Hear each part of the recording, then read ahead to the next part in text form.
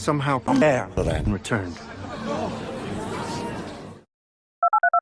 This is literally the sequel to Clone Wars. Yeah, so we should probably say that. We should have probably said that up front. Oh yeah. Well, this is at the end we can record like a little. This is going to be spoilers for all of Clone Wars. Yeah, we can take that out. This is going to be spoilers for all of Clone Wars. We can probably do it better than that, but we won't. But we won't. That's right. After years of fighting against the algorithm, we are now on the run. After being betrayed, now we have to make our way in the universe. That's because we're just simple men, I guess. We're simple men with simple opinions. Just a couple of simpletons and great friends whose name are Freddy and Voita. Yeah, we said each other's names because, again. I don't know why that became a thing. And we're freaking taking a little break from Clone Wars. Whoa. I'm sorry, Clone Wars. It's not you. It's me. And also that Bad Batch is coming into town next week and I sort of want to see him. You're such a bad person. Such a bad batch! Oh my god! Almost as if it was planned, which it wasn't. It wasn't planned. Yeah, basically we're taking a break from chronicling clones to making some bad batch content. Indeed, and this episode we're gonna go over the predictions and ideas and hopes and dreams and worries for the future with Bad Batch. Yes, we've scoured the 2 official trailers that were released. One's labelled Sizzle, and the other's labelled Not Sizzle, labelled trailer. The other is labelled Salazzle, the poison fire Pokemon from Generation 7. Salazzle doesn't sound kid-friendly. It's a salacious salamander. Salacious salamander. Yeah, it's like a big booby human salamander. God damn it! To be fair, I am surprised that Salacious B. Crumb is called Salacious B. Crumb.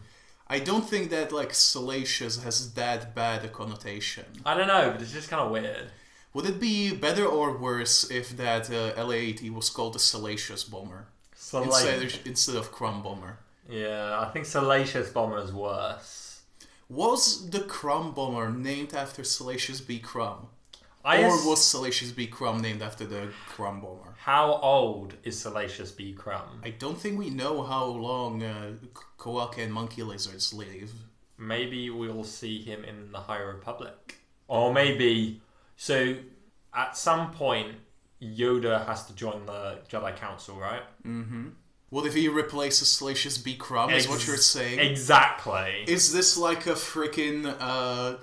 is this a freaking Eth Koth, Agent Kolar situation? Are Koala and monkey lizards just... Yoda species? Yoda species, but really old? Or, you know how... this is so off topic, you got by the monkeys, and you got primates. Way back then, you would have had monkey lizards... and Yoda people. Frog apes. Frog apes. They might have a common ancestor.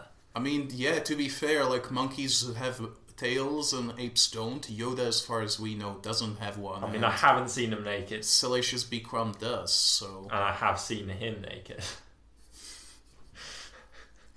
He doesn't wear clothes naturally. He's an animal. It's like the Robot Chicken sketch when Chewbacca brings Han to meet his family, and they're all wearing clothes, and Han is like, "What?" I don't remember that sketch. I also don't remember when this episode was on topic.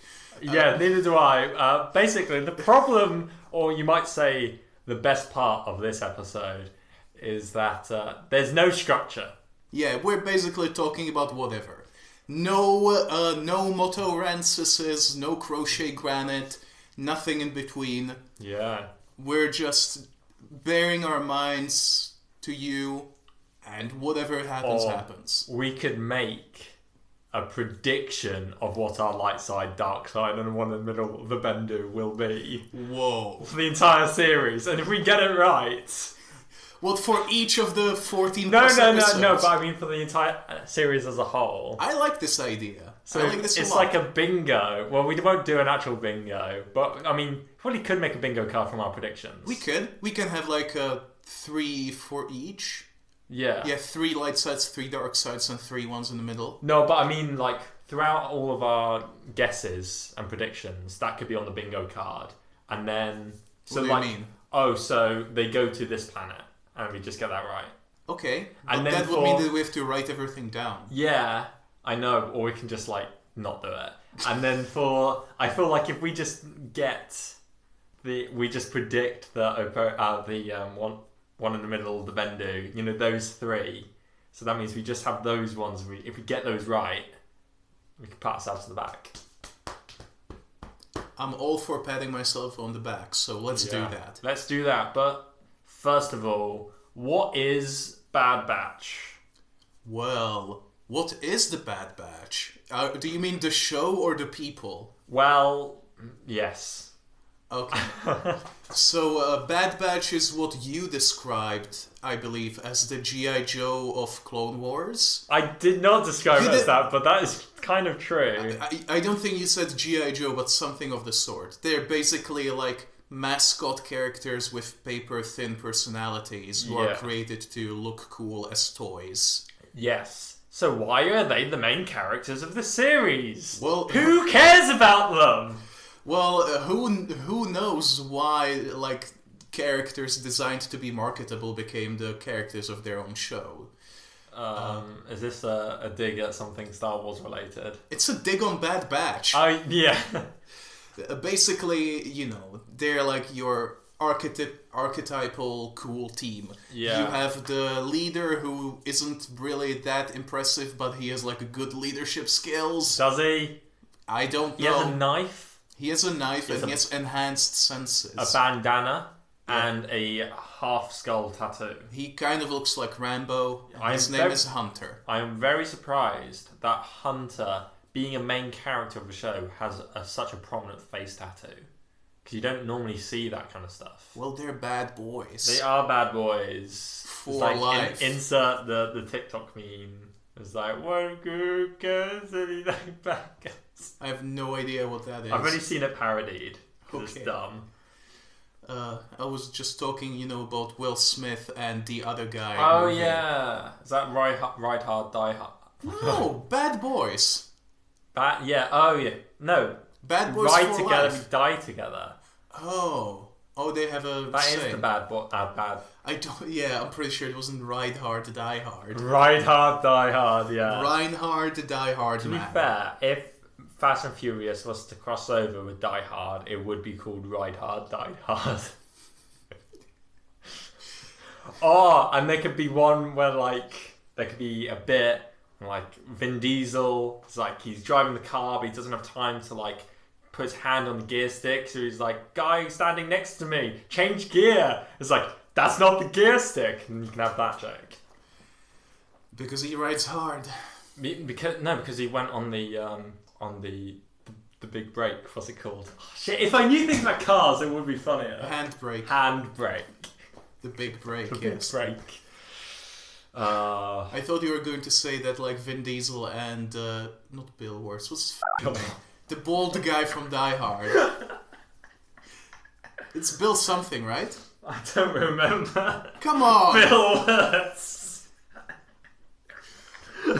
Bruce Willis. Bruce Willis, yes.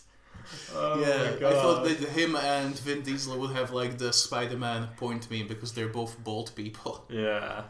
Oh, Bill Wurst. They would also make Bruce Willis taller than The Rock, like they did Vin Diesel. Bruce Willis is short. Yes, he was the first ever non-Arnold-esque action hero. Well, not the first ever. Yeah, but I know what you mean. First in that era. Die Hard came out in the 90s, though. Wasn't it 1990? I think it's 1991. Well. But Vin Diesel is also a massive nerd. Yeah, he's big into D&D. Yeah. And stuff. I remember, what was it? He wanted to create stats for all of the Fast and Furious characters. So he was like, okay, yeah, but what are stats so I know what we're capable of? It's like, oh my God, this guy. And have you seen his... have you seen any of the Riddick films? I have not. They're fucking wild. Especially the second one, Chronicles of Riddick. That's just insane space fantasy, and I kind of love it. I have seen the CinemaSins video on that film. But, the CinemaSins video is trash. They don't count. Yeah, I know. Yeah, but the actual movie, I'm not sure if I think is actually unironically great or if only I like it. But I did enjoy watching it, and it's got some great moments, like Vin Diesel as Riddick. He says he gets threatened by this guy in prison, and then he drinks some tea, and he was like, "I'll kill you with this teacup," and then he does, and it's amazing. Is it more cool that was it John Wick or Jason Bourne who killed someone with a pen? It was Jason Bourne, right? It was the Joker. Oh yeah, true. No, it might have been Jason Bourne, I guess. I don't know. I haven't seen any of those films. Why, when we talk about the Joker, Joaquin Phoenix is the first one that springs to mind. Oh my god. Poor, what's his name? Poor Heath Ledger. Yeah, Heath Ledger's I can't even remember his name anymore. Heath Ledger's name? Well, it took me a while to remember. Oh. Yeah. And Joaquin Phoenix just raised all of history.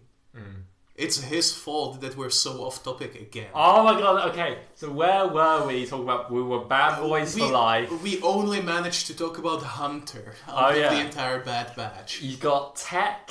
He's your classic nerdy boy. Yeah. He's slightly awkward, and he's the toy man. He makes all the thingies. But he is respected, even though he's a big nerd. The jocks still like him because he does their homework for them.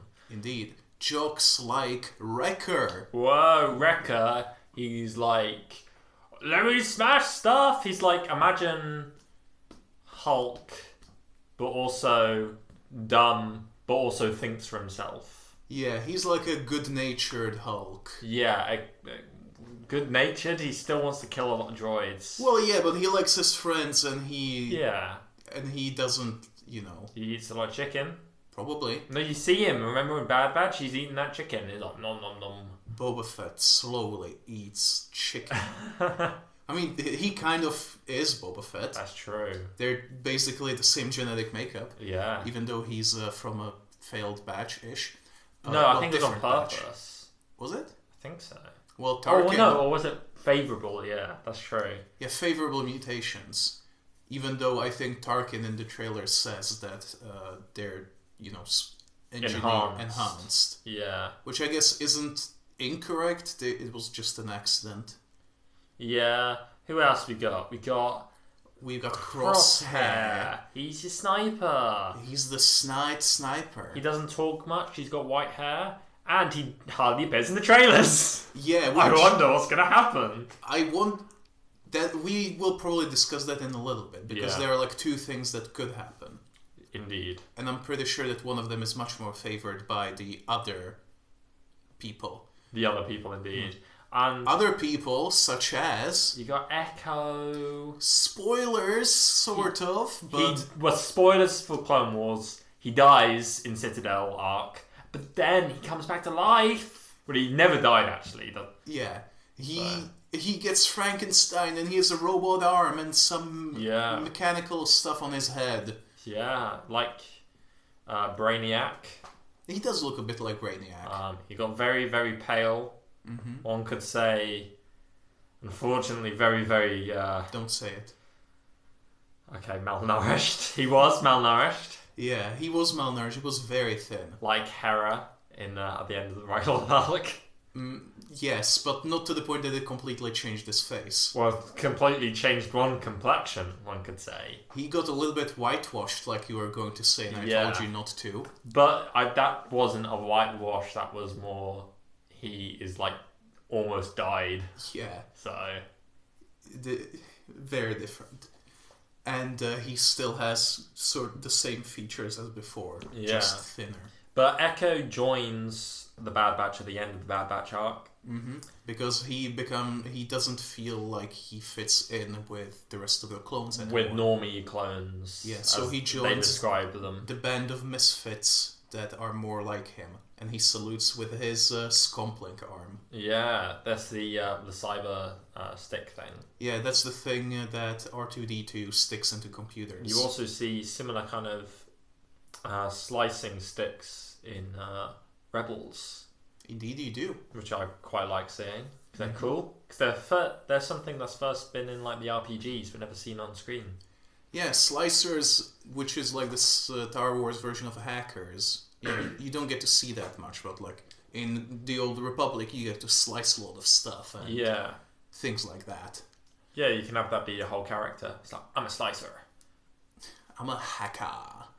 I'm a hacker. Super hacker. Okay, is he German? That's Japanese. Oh. That's the character from Steins Gate. Yeah. Remember Hacker Man from Kung Fury? Yes. But then people edited the meme to be Rami Malek. What? Then you remember that? It was like Hacker Man, and it was like Rami Malek with his like arms crossed. And it's like, bruh, that wasn't what Hacker Man was. Are you sure that Mr. Robot just didn't take that meme? No, but it's the same text and stuff. It's like, there's literally a bit in Kung Fury when it's like, this is Hacker Man, and he's like, got Hacker Man written down there, and then someone edited the man in Hacker Man to be Rami Malek. But didn't Mr. Robot do like stuff with memes and stuff? I wouldn't be surprised if that was like an in-universe picture where Rami Malek... Is Kung Fury a big enough meme to be in friggin' Mr. Robot? I mean, why not? Okay, maybe. Rami Malek is in his 40s. Isn't that weird? He is going to be in No Time to Die as well. He's going to be the villain, maybe. Unless there's a twist. Apparently, he said he would be the villain on the condition that it wasn't based on religion. Mm-hmm. So that's a guarantee. That's good. Yeah. Friggin' enough with the friggin' Russians and Arabs being the villains. Introducing Rami Malek, an Egyptian. So so progressive. Anyway, Bad Batch. Bad Batch. We might get one more person in the Bad Batch in this series, but that's up to the series, and we can talk about it later. For now, Bad Batch are the people that we talked about over the course of the last 10 minutes. That was 10 minutes. I don't know, but it felt like it. Oh my god. We're 17 minutes in, Freddy. That's a long time. And we've already gone on 2 very long tangents, minimum. But you've covered nothing. We've covered some things. We know who the Bad Batch is now. Okay. But why are they the main characters? Well, basically, because of those changes to their brains and their physiology, Order 66 didn't friggin' work on them. Well, do we know that, though? We believe so, anyway. We don't know that, though. That's going to be in the first episode, probably. Well, I do feel that they still have, like, more individuality than the rest. Because, like, Jesse and the others, still spoilers for final season of Clone Wars, they didn't, like, become mindless drones after the Order 66, but they were a bit more... You still sort of were, though. It was like a switch being flipped. Yeah, like it was different. They start... Well, you see it, like, everywhere, like, on bloody Utapau, on Kashyyyk, on everything. They stop being clone troopers, stop being stormtroopers. They start oppressing, the home populations of these planets. And what stops it? Why would the Bad Batch not have an inhibitor chip? That's the thing I'm thinking of. Why would they not? No one says that they don't have it, but we do know that they don't have the same amount of discipline as the rest. Tarkin says it himself. Yeah, Tarkin says it, but when does he say that? Does he? And also, we know. Well, I think that the Bad Batch are not going to be in any position where they can execute Order 66, but I still think the switch is going to be flipped in their heads because I guess we can talk about the sizzle reels and everything. Mm-hmm. In the sizzle reel, we see Palpatine's speech, don't we, when he's announcing the creation of the First Galactic Empire, and they're on Kamino at the time. Mm-hmm. So not that long before. It makes somewhat sense that they could still be on Kamino when Order 66 switch is flipped. That might actually explain why Crosshair isn't with them. because it flipped for him but not for the rest. Why would it not flip for the rest? Well, they're different. They're not the same physiologically as all the other clones. But neither's Crosshair. Yes, but maybe, it's not just because you're different means that it's not gonna work. Maybe he's just close enough to the other ones that it would work for him. Well, the main thing with Crosshair is people have noticed that Crosshair is barely in the trailers. Mm-hmm. So people have assumed that Crosshair is going to side with the Empire, basically. I think it's likely that if the switch didn't flip for some of them, it's not going to flip for all of them. So then Crosshair would join the Empire by choice. Well, we know that it's a chip. Maybe it malfunctions and blows up and kills him. Well, we see that mysterious clone trooper in black armor who looks suspiciously like Crosshair's helmet. Where and when? Did you not see the black suited clone trooper flanked by other black clone troopers? What are you talking about? In the trailers. Of course, that's what the Bad Batch looks like. No, but the one that's in full black. Did you not see that guy? I guess I must have missed that. Yeah, well, it's basically it looks like Crosshair's helmet, but painted black, no red. Mm-hmm. So people have been saying it's possible that is Crosshair after he sided with the Empire and just left the Bad Batch. And is hunting the Bad Batch. Yes. With that all-black task force. Yes. But I think with Echo, it's likely that his inhibitor chip was removed when he was being tested on by the Techno Union. Mm-hmm. That's understandable. So it's possible the Bad Batch might not, as a whole, have the switch flip. That's true. Yeah. And we do know that they are not infallible, the chips. Remember freaking season 6? Yeah, bloody Tup gets his one malfunctions and he does it early. Yeah. He as a good soldier, he follows orders and kills a fucking Jedi. He does, which, what's her name? Tip something. I don't know, but she had a sister. Yeah. Tip and Pit. Yeah, whatever it was. I don't know. They look like corals. Yeah, their hair floats upwards. Yeah, which is very cool. Yeah, one could say pretty cool. One could say that. Yes. But whatever the case may be, they do think for themselves and Crosshair isn't with them. Yeah, so I think Crosshair is going to think for himself and be like, oh yeah, the Empire's pretty chill. To quote Darth Vader. Yeah, and the rest of them will go on a detour of their own. Yes, with this mysterious character called Omega. The kid that comes from... Who's that kid? Who is that kid? Yes. The classic news gunnery. But, yeah, Omega is what people assume is a little girl, but we don't know what kind of a girl. If she is a young person or an even younger clone of Django. Yeah, so she's either 8 years old, human years, or 4 years old, clone years, which makes her 8 years old. Yeah. Think of how a dog can be... We know how clones work. They have accelerated aging. Yeah. With the exception of Boba Fett. Bango himself. Bango, yeah. Yeah, the internet seemingly unanimously decided that this character is a female clone of Django. Yeah, they said that Omega is being the last letter of the Greek alphabet. That means Omega might be the last clone ever created. Which I'm just going to say I disagree with, because if she's 4 years old, that means she would have been born before the start of the Clone Wars. And we know that they were still making clones in episode 2, and they would have been making clones after episode 2. I didn't even consider that, to be honest. Yeah.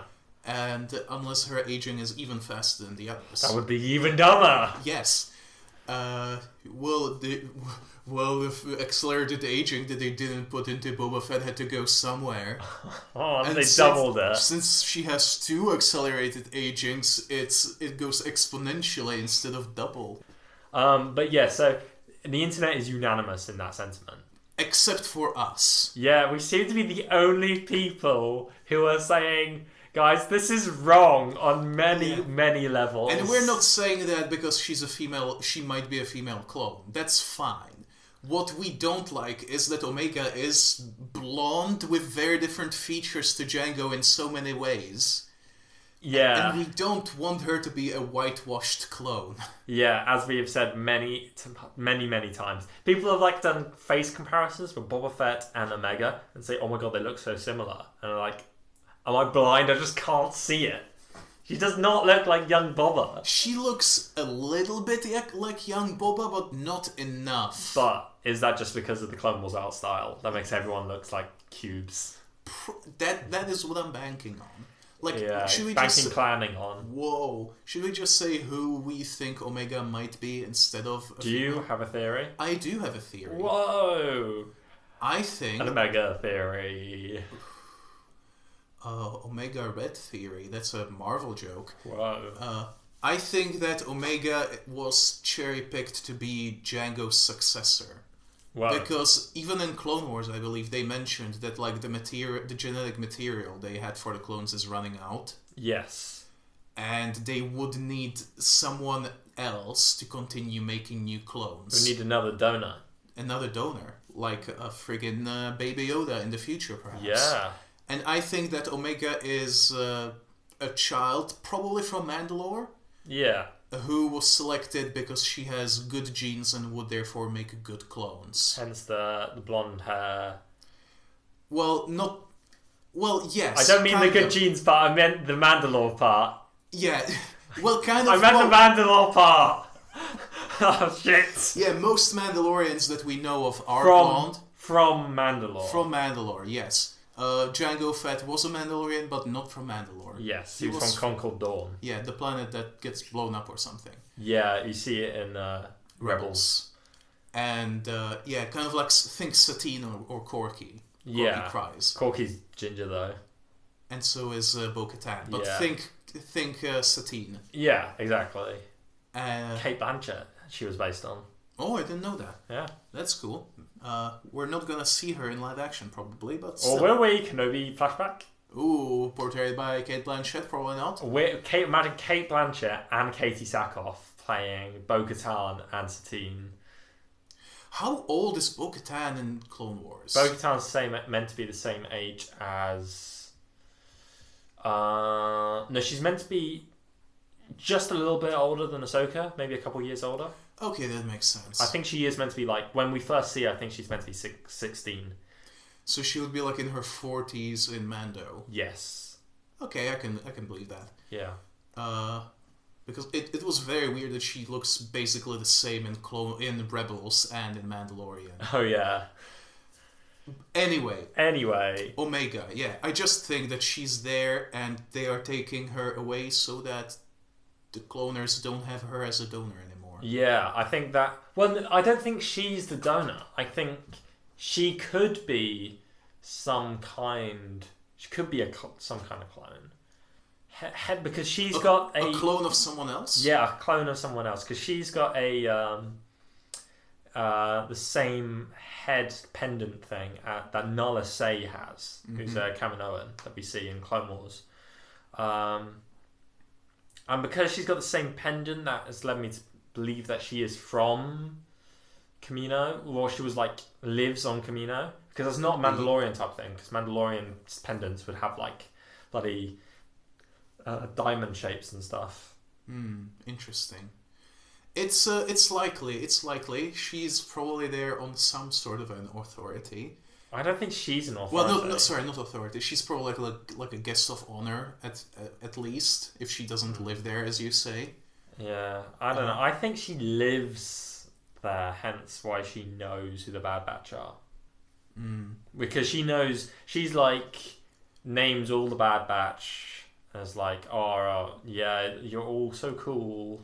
Oh yeah, you're the leader of the group. You are the strong one. She does a little Ninja Turtle style rap about all of them. Yeah, it was really interesting that they released that entire rap in the trailer. I mean, I thought they would have waited for the release, but here we are. Yeah, it's just,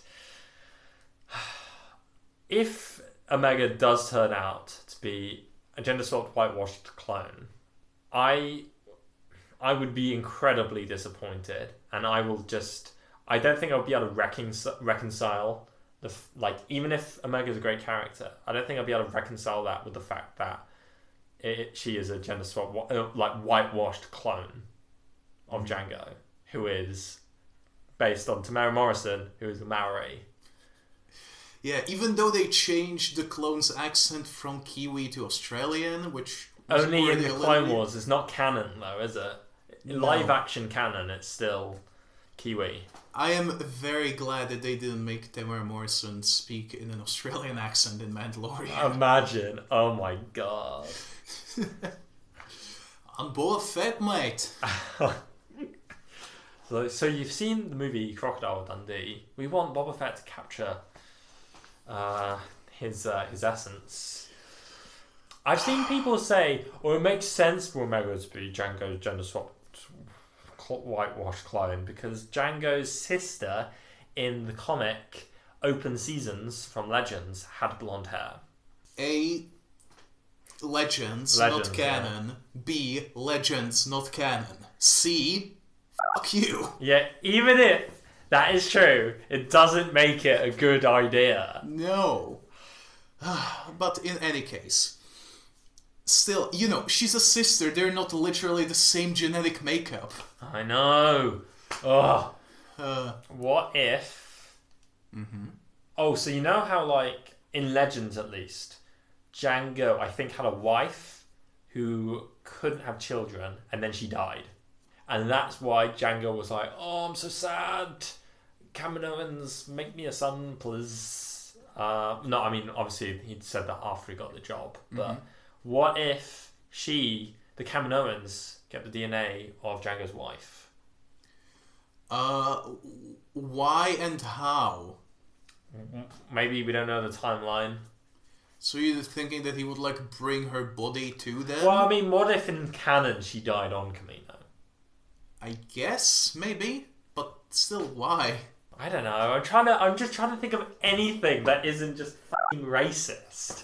Well, we do know, we think, anyway, that Kaminoans are pretty racist themselves. Yeah, the Kaminoans... See, look, space racism, that's fine. But real racism, whitewashing clones, in real life, that's not cool. Indeed. So, by space racism, I mean, it doesn't... Stop dropping your goddamn phone. What I mean is, the Kaminoans being terrible people doesn't make the Clone Wars a terrible show. Yes. Because otherwise there's going to be no conflict. What do you mean? If everybody was good and there was no shitness, then there would be no conflict. Yeah. People have got to be bad. Just because an ideology is presented doesn't mean it's condoned. Yeah, just because Stephen King has racist characters in his books doesn't mean that he himself is racist. Exactly. He's the most lefty author that exists other than Karl Marx. Yeah, he does get called racist a lot by people who read his books, though, which is kind of weird. Yeah. But in any case... Yeah. We do hope that Omega is a good character and isn't made with racist... Not necessarily intentions, but, connotations. Yeah, I think it would be more connotations. But you said how in the IDW comics they've been doing something with clones' skin tones, which scares me. Yeah, I have noticed that their skin tones are very varied. Yeah. And not just, this one's a bit more tanned, that's fine. But there are clones who are literally just... bright pink, which is how they... What? Well, not bright pink, but the same color that they would color Anakin. Uh-oh. And Anakin and Django, not really the same skin tone, are God. Yeah.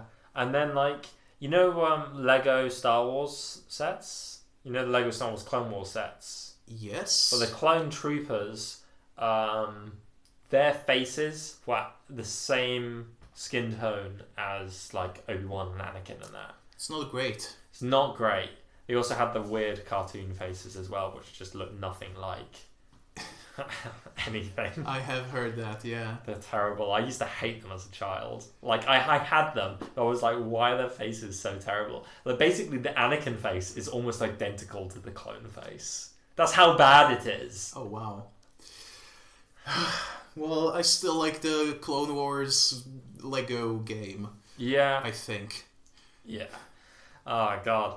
But I think, like, the thing is that even in the Clone Wars, though, from the start, the skin tones of the clones isn't exactly the same as what it should be. Yeah. It's a little lighter. I think they don't necessarily fix that in Rebels, but the skin tone is a little darker, isn't it? They represent it with more orange. Which is... It's a cartoony thing, Yeah. I guess. Which, at least they're not blonde. Yeah, well, Though Rex is. I'm pretty sure Rebels isn't a racist show because think about, like, all three of the main human cast are not white. Is Ezra meant to be not white? I'm pretty sure Ezra's not meant to be white. He looks like he looks like Aladdin. He does. I'm pretty sure that the voice actor is white, and so is Kanan. Yeah, but Kanan's definitely not meant to be white. That's fair enough. And I don't know who voices Sabine. In the show, she seems to be more of East Asian, but the voice actor is Indian. And so, funnily enough, it's funny because all of Sabine's family, Clan Ren, they're all like East Asian, but all of the voice actors are Indian. So it's like, why what? not? Okay, that's cool. Sure. Yeah. So I mean, in theory, I've heard some people saying I wouldn't be opposed. Like if Sabine was going to be in live action, just have the voice actor. I mean, you could. Yeah, I mean, why not? Why not? You can. I mean, people, kind of including me, thought that Sasha Banks was gonna play Sabine, which... race-blind casting? I don't know. Yeah, I thought that was... When I heard people were throwing that around, I was like, what? I think I said this in the first episode. I was like, that's not gonna happen. First ever episode of the podcast. Yeah, in our Bodhi Rook episode. Yeah. So it was a pilot episode to get it. Whoa. Are we going to call our next episode Bodhi Rook because it's the pilot of Bad Batch? No. We'll call it something else. Who's piloting the ship? Hunter? I thought Tech did the hyperdrive. Echo did the coordinates in the trailer, and Tech set it to hyperdrive. So, Tech-Echo. Techo. Techo. Lor-San Techo. Whoa. Lor-San Techo the gecko. Jesus Christ. What are we talking about? I don't know. We're still talking about race, I think. Yeah, oh god. Yeah. It's a spicy topic, and I guarantee that there will be people who say that, like, if you complain, that makes us the racist. What? I guarantee there'll be people saying, you're fixating upon race, therefore you're the racist. There will be people trying to gaslight, people saying about this issue. Well, if people badmouth us, that's still more eyes on Air-Deraan. Oh, that's true. Yeah. So it's a win-win. Win-win. Except if people listen to us, they'll know that we're not racist. that is true. On camera, at least. For God's sake. Yeah. Oh, God. I just want Bad Batch to do this right. But also, talking about Omega, she does have a Night Sister Bo in trailers. Right. So, what the... Well, when I first watched the trailers, I had vibes that reminded me of the book Dark Disciple. Yes. With a planet that... I thought it was a bell. Is that a baby crying? That was some kind of small human. Ah, yes. Peter Dinklage. I think I've said it before. Comic Book Girl 19 called him the Brad Pitt of dwarves. That was probably back when language was more forgivable. Yeah. And I hope she wouldn't say it again. This is where you're going to tell me that she said it like a month ago. Oh, no, she said it when, like, Game of Thrones started. Like the TV show, that is. Yeah, people kind of gave less of a crap back then, I guess. Who knows? We've had a lengthy conversation off air, Duran, about this topic. I don't even know how savory Comic Book Girl 19 is. I thought she was, but I mean, I haven't seen her for 5 years. Yeah, same. So who friggin' knows? Yeah. The bow, though. The bow, yes, Dark Disciple. Which I'm not going to spoil much, just that the characters in that book go to Dathomir, and they're underwater tentacly monsters. Oh, similar. Similar to what we see in the trailer. Attacking Hunter. So chances are Bad Batch is going to go to Dathomir, and that's where they're going to pick up that bow. It's possible. From one of the many, many Night Sister corpses. Yeah, we see a lot of planets in the sizzle reel, just like of the planets. But the problem is a lot of them look very similar. So like the planet of like Plutonia looks almost exactly the same as Braca. And also looks very similar to Dathomir as well, from space this is. So we don't know which one they are. I'm 99% sure... No, I'm 100% sure Braca and Plutonia are up here. It's possible. Let's not forget, though, that we saw maybe like at max 3 minutes of footage. Yeah. And only the pilot is 70 minutes long. It's a long episode. It's not even a pilot because it's going to get the full series. Well, yeah. But it's the first episode. The first episode isn't the same as pilot. It's like how the Game of Thrones pilot never got aired. Oh, wow. Duran. We should stop making this podcast. The point being that, like, even in the first episode, there's a possibility that there are, like, 5 locations that we have no idea about. Oh, name one location you'd like to see them go to that hasn't even been talked about. Duxun. Duxun? Yes. Ooh. I mean, we're pretty sure they're going to Air-Deraan. Yeah. Why not go the extra mile, almost literally, and just go like 1 moon over to Duxun? Yeah, well, Duxun is meant to be very, very close. Yes, their atmospheres overlap. Which sometimes. makes no sense. 0 sense, but it's cool. It is cool. Maybe they'll reconcile that with how you don't see it in Clone Wars by just saying it's on the other side of the planet at the time. Yeah. That's how moons work. That's how moons work. So, yeah. Yeah. Where would you want them to go? The thing is, I like planets, new planets. So, but it would be nice for them to go to somewhere like Nar Shaddaa in canon, because you haven't seen it in canon yet. Not even in, like, comics. I don't think so. I have a vague feeling that we may have seen Nar Shaddaa, but I can't remember. Yeah, I don't know. It'll be interesting to see something like that, though. Well, see something like that. It looks exactly like Coruscant. Yeah. Exactly like lower levels of Coruscant. Yeah, that's true, but what if it doesn't? What if it looks like a different Ecumenopolis? Cool word. But, like, people would be probably very, very sad if it looked different.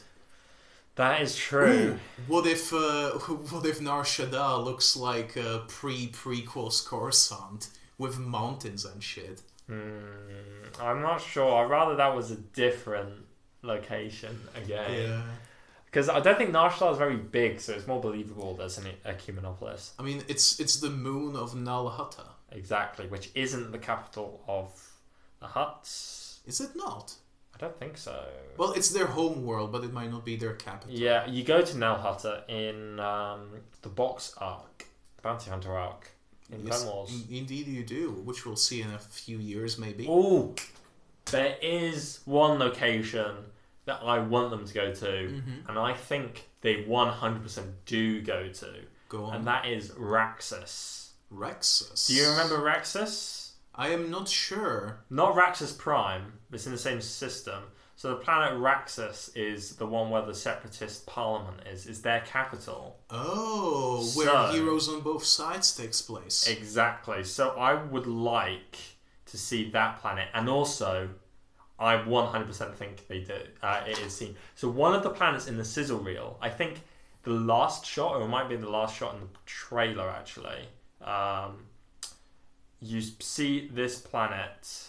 It was the last shot in the trailer. You see this planet that has a lot of blue, has a lot of like continents, and it looks remarkably similar to Raxus. This is the planet Raxus. Mm-hmm. So I'm just showing Voita that. Yes. I'm gonna flash that up on the YouTube video. Maybe. So I think that they might be going there. It would be interesting, but you think that they'll be like reconnecting with like old separatists? Well, not necessarily reconnecting, but just going there to see like. But why? Well, I mean, there's 14 episodes. There's going to be a reason why.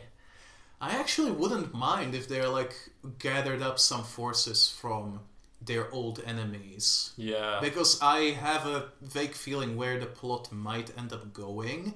Well. And they might probably need some help to achieve that thing. Well, the thing is, like, Saul Guerrero, who is appearing, he was... That's canon. That is canon. He was not a separatist. He was against the separatists. So they're joining with him. So why would they be joining with separatists? Well, the thing is, they meet him. We don't necessarily know that they will join him. But why would they join separatists? Well, they're not separatists anymore, Their whole thing was, we don't want to be a part of the Republic. I would assume that many of them, probably the heroes from both sides, would be fighting against the Empire. They would kind continue. of like our favorite Project Paperclip man. Well, that's not who he is. I'm talking about Saw Gerrera. Yeah. No, I'm talking about Cassian Andor. Cassian Andor, because he was in this fight since he was 6 years old. He was a separatist. What if we see young Cassian Andor? Like, It's not unlikely. like how in Revenge of the Sith we could have seen young Han Solo running around. I'm very aware. Which thank God George Lucas said no to. Imagine if we see young Cassian Andor. Well, I was thinking about that. This might be a good time to see like young, not necessarily Cassian Andor, but like less consequential characters at the very least. Yeah. Like a Lieutenant Constantine, for example. Whoa. I would like to see that. I would also... I think I've made this theory before, but I want to see Moff Gideon when he was in the Republic, presumably. Moff Gideon, that would be cool. Because I have a theory, because in the Siege of Mandalore, in the Siege of Mandalore arc, there's 3 Venators. Mm-hmm.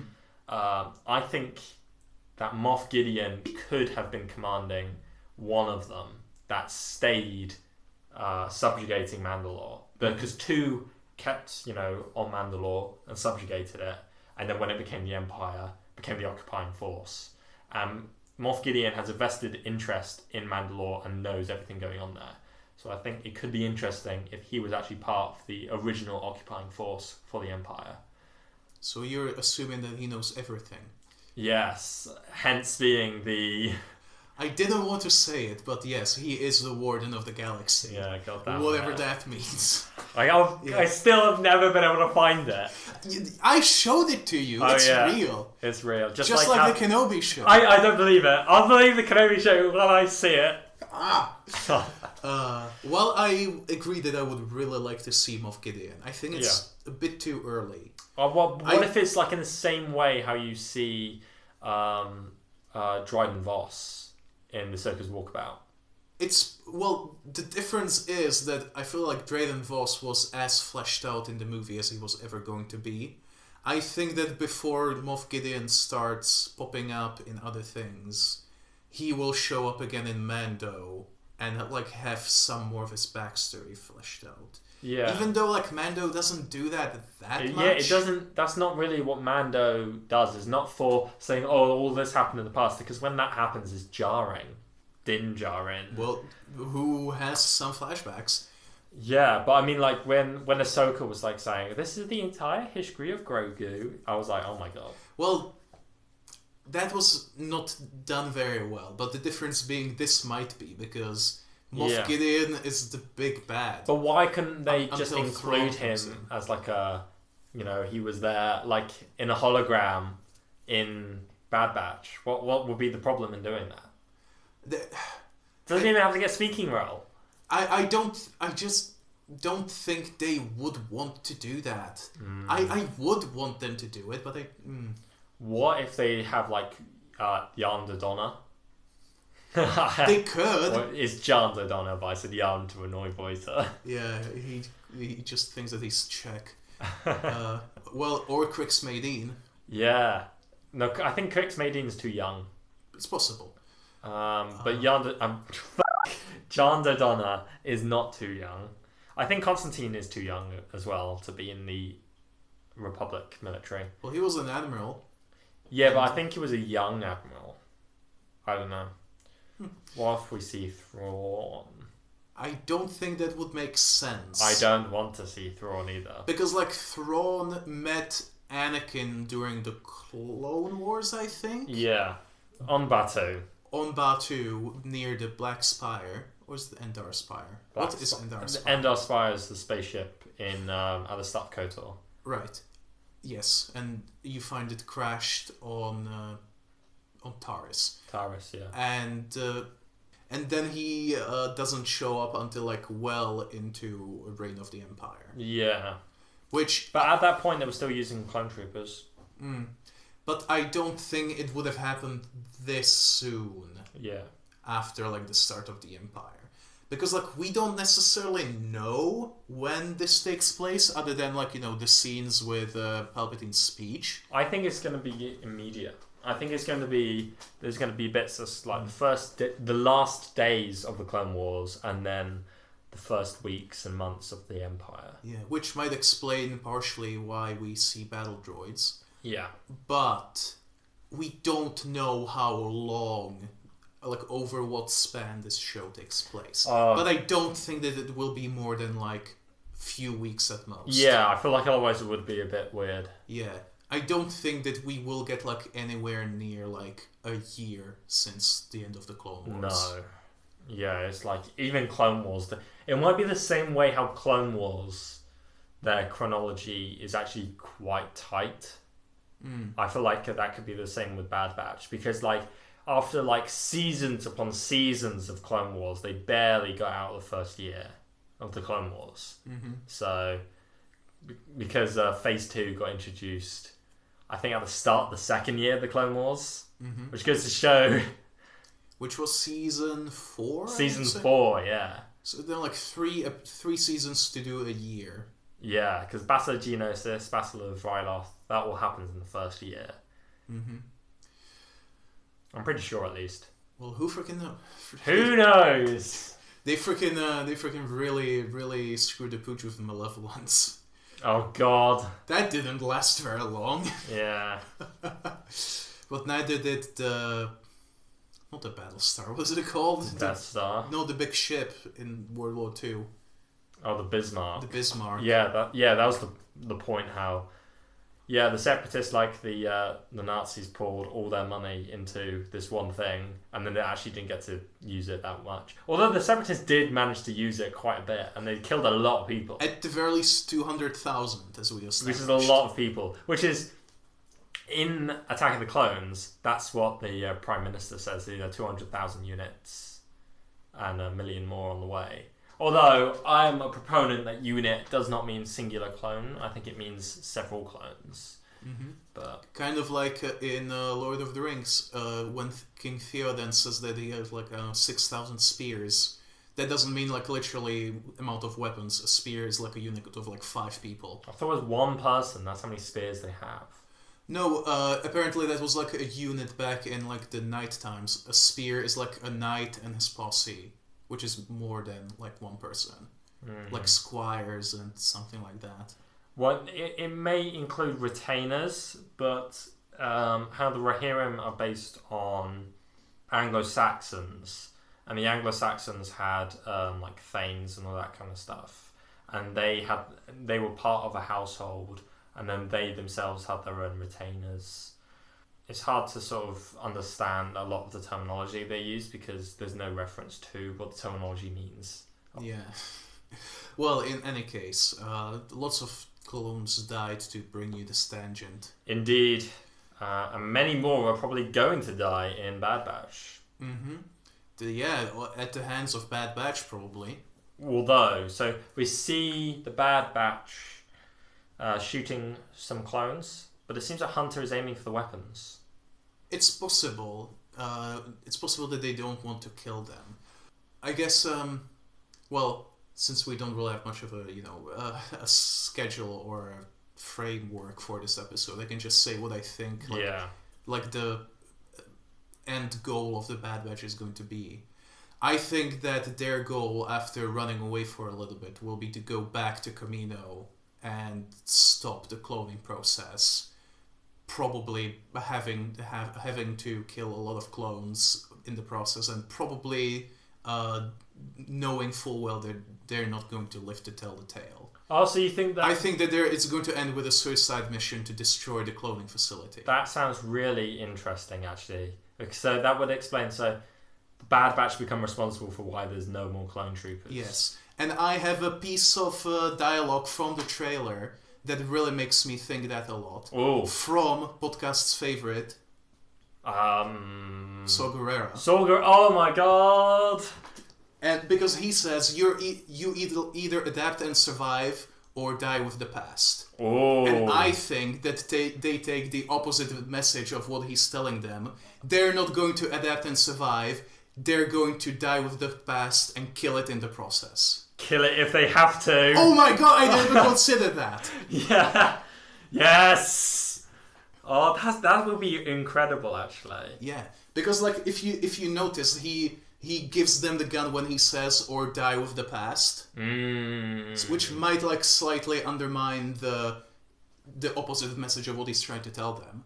But I do think that he's going to ignite that flame in them, even though it's not necessarily what he himself wanted. Yeah, so instead of joining his group, they're going to do their own thing to try and disrupt the Empire and do succeed. Yes. That would be incredible, because like I think I've said before in the Kathleen Kennedy Appreciation Hour episode, the fact that we're getting like clone stormtroopers, I love that. I think it's so cool. This transition period is one of the most interesting parts of in between episode 3 and 4 to me. Least covered too. It's by far the least covered, but I think it's interesting to have clone stormtroopers have V-wings and venators painted grey. That kind of stuff is interesting because it's like proto-empire, proto-stormtroopers and star destroyers. Yeah, they already have Tarkin, but they still have this stuff. Yeah, and so how they get rid of that stuff, I think,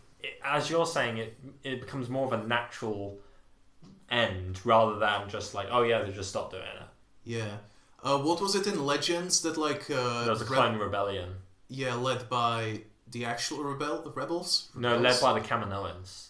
Oh, I don't like that. No, neither, because they since as we established, Kaminoans not very whoopee credit. Yeah, they're some bad guys. Yeah. So they like eugenics, and I think they dislike. Is it yellow eyes or purple eyes? I think it's yellow eyes. Yeah, if you got yellow eyes, they'll kill you at birth. Which is not cool. And they also destroyed Camino to the point where mass global warming made it into an ocean planet. Well, why didn't they just sell their houses and move further inland? Yeah, exactly. Sell them to who? F***ing Admiral Akbar? Yeah. Yes, actually. Exactly. So, yeah, that's how it was in Legends, and I thought it was kind of dumb. Mm-hmm. So I think it would be more interesting if, the Bad Batch either destroy the cloning facilities or destroy all the remaining Django DNA. That might go hand in hand. And that might be at least part of the reason why they're trying to get Omega away from them. Even though you get to see them ask if she wants to leave, but maybe at that point they don't know, or they don't have that drive yet. They're just trying to get away, and that feels like a bit of a stretch that by chance they would take her with them. But she's a kid. Maybe they were just using kiddie gloves. Yeah, I think it would be interesting to see all of that. Mm-hmm. But I'm like, why wouldn't they keep cloning people? Like, would they have to destroy the entire facility? I think so. We don't know like how many facilities of that kind there are. I would assume it's on cities across Kamino. Yeah, I would assume so as well. But it's possible that that genetic material is only on that facility. As you said, there has to be a reason why they stop. Yeah. Maybe that might be part of the reason why I said that they would try to recruit some of the separatist cells to like make it a much bigger assault, but I don't think I like that. That sounds a lot like Force Unleashed 2. Does it? And at the end of Force Unleashed 2, the Proto-Rebel Alliance launches a direct assault against Kamino. I don't remember that bit. I just remember Starkiller killing a lot of himself. He does do that, but it's while there's a big space battle going on. And then the main Rebel ship crashes into the city. It's been a while since I played that game. Yeah, it's pretty wild. Not my favorite That game ends with the Rebels capturing Darth Vader. Well, it's one of the endings. It's the canon ending. Is it? Isn't the canon ending Starkiller dying? No, because in that ending, Darth Vader has another Starkiller. Oh yeah, I forgot about that. And that Starkiller then goes on to kill everyone in Episode 6. Yeah, on Endor. Which doesn't happen, so... That we know about. Yeah. Unless it's an alternate timeline, which Freddy loves. I hate... Oh, yeah. But yeah, maybe not like a full-scale assault. If anything, it will be like a couple other people. Maybe a distraction with a few ships. Bad batch of many people. Like, not just of clones, but like the bad people in the galaxy. Like Fennec Shand. Saw Gerrera. Ooh, if Saw Gerrera is involved, that would be interesting. I don't think he's going to help them. I don't think he cares. He's probably going to sort of help them by pointing them in direction, but in addition for like doing some dirty work for him. It gets to, I think Saw Gerrera's got to get to the point where fighting for Onderon becomes fruitless. Like it becomes like he's never going to win on Onderon, and that's why he moves to all of these other planets. That's why he launches attacks on Kashyyyk and bloody Geonosis and bloody Jakku, not Jakku, Jeddah. The planet with the statues where they blow up that ATTE. Yeah. Is that Onderon? We don't know. It doesn't look like the capital city of Onderon is called Isis. Unfortunate name, but it was a different time. Yeah, I'm pretty sure they named it in the 90s. So. Yeah, but yeah, that's the capital city. Isis does not look like that. I don't think. And it looks way too bright for it to be Onderon too. It low-key looked like Naboo to me, but that's probably just because there was a parade, and parades are an episode 1 thing. Yeah, it could be Naboo, but either way, the Republic the Empire with the clone stormtroopers are subjugating the population. If it's Naboo, maybe we get to see Jar Jar. Oh my god! What if that's how? What if they retcon Aftermath and kill Jar Jar? Or what if Jar Jar's like, Misa sacrificed my life for good of the Republic, and he's the one that blows himself up on Kamino. He's a heroic character. I mean, the Clone Wars Jar Jar would maybe do that. Yeah, it's like Representative Big stand down. It's like Misa bomb bad Biggs. Whoa! And he blows himself up. Suicide bomb bad. Yes. Oh my god. You know, redeeming Jar Jar. I mean, and as we discussed, I'm pretty sure that they might be borrowing some stuff from Dark Disciple. Yeah. Who's in Dark Disciple? Quinlan Vos, who was in the original plans responsible for all of Jar Jar's coolness. That's true. Quinlan Vos, as discussed in Spunkstone, so you wouldn't know this. And both appear in episode 1. Both appear in episode 1. Maybe now they're going to pull the trigger on Quinlan Vos tricking people into thinking that Jar Jar is doing something. Oh my god. Well, maybe not that, but maybe they're gonna team up and do something. Yeah.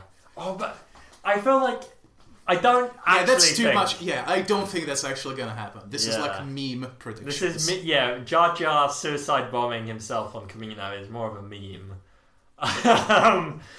But if they do go to Naboo, it would be interesting to see Jar Jar.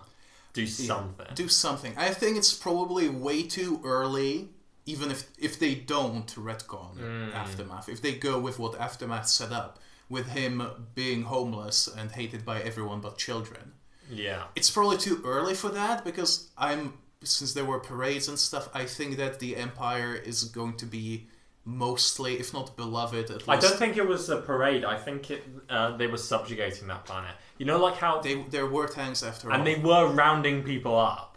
I thought it was less of crowds and more of people being detained. You know, like how at the end of the episode Shattered of Siege of Mandalore arc, that's the second to last episode, you see the clones basically arresting the civilians.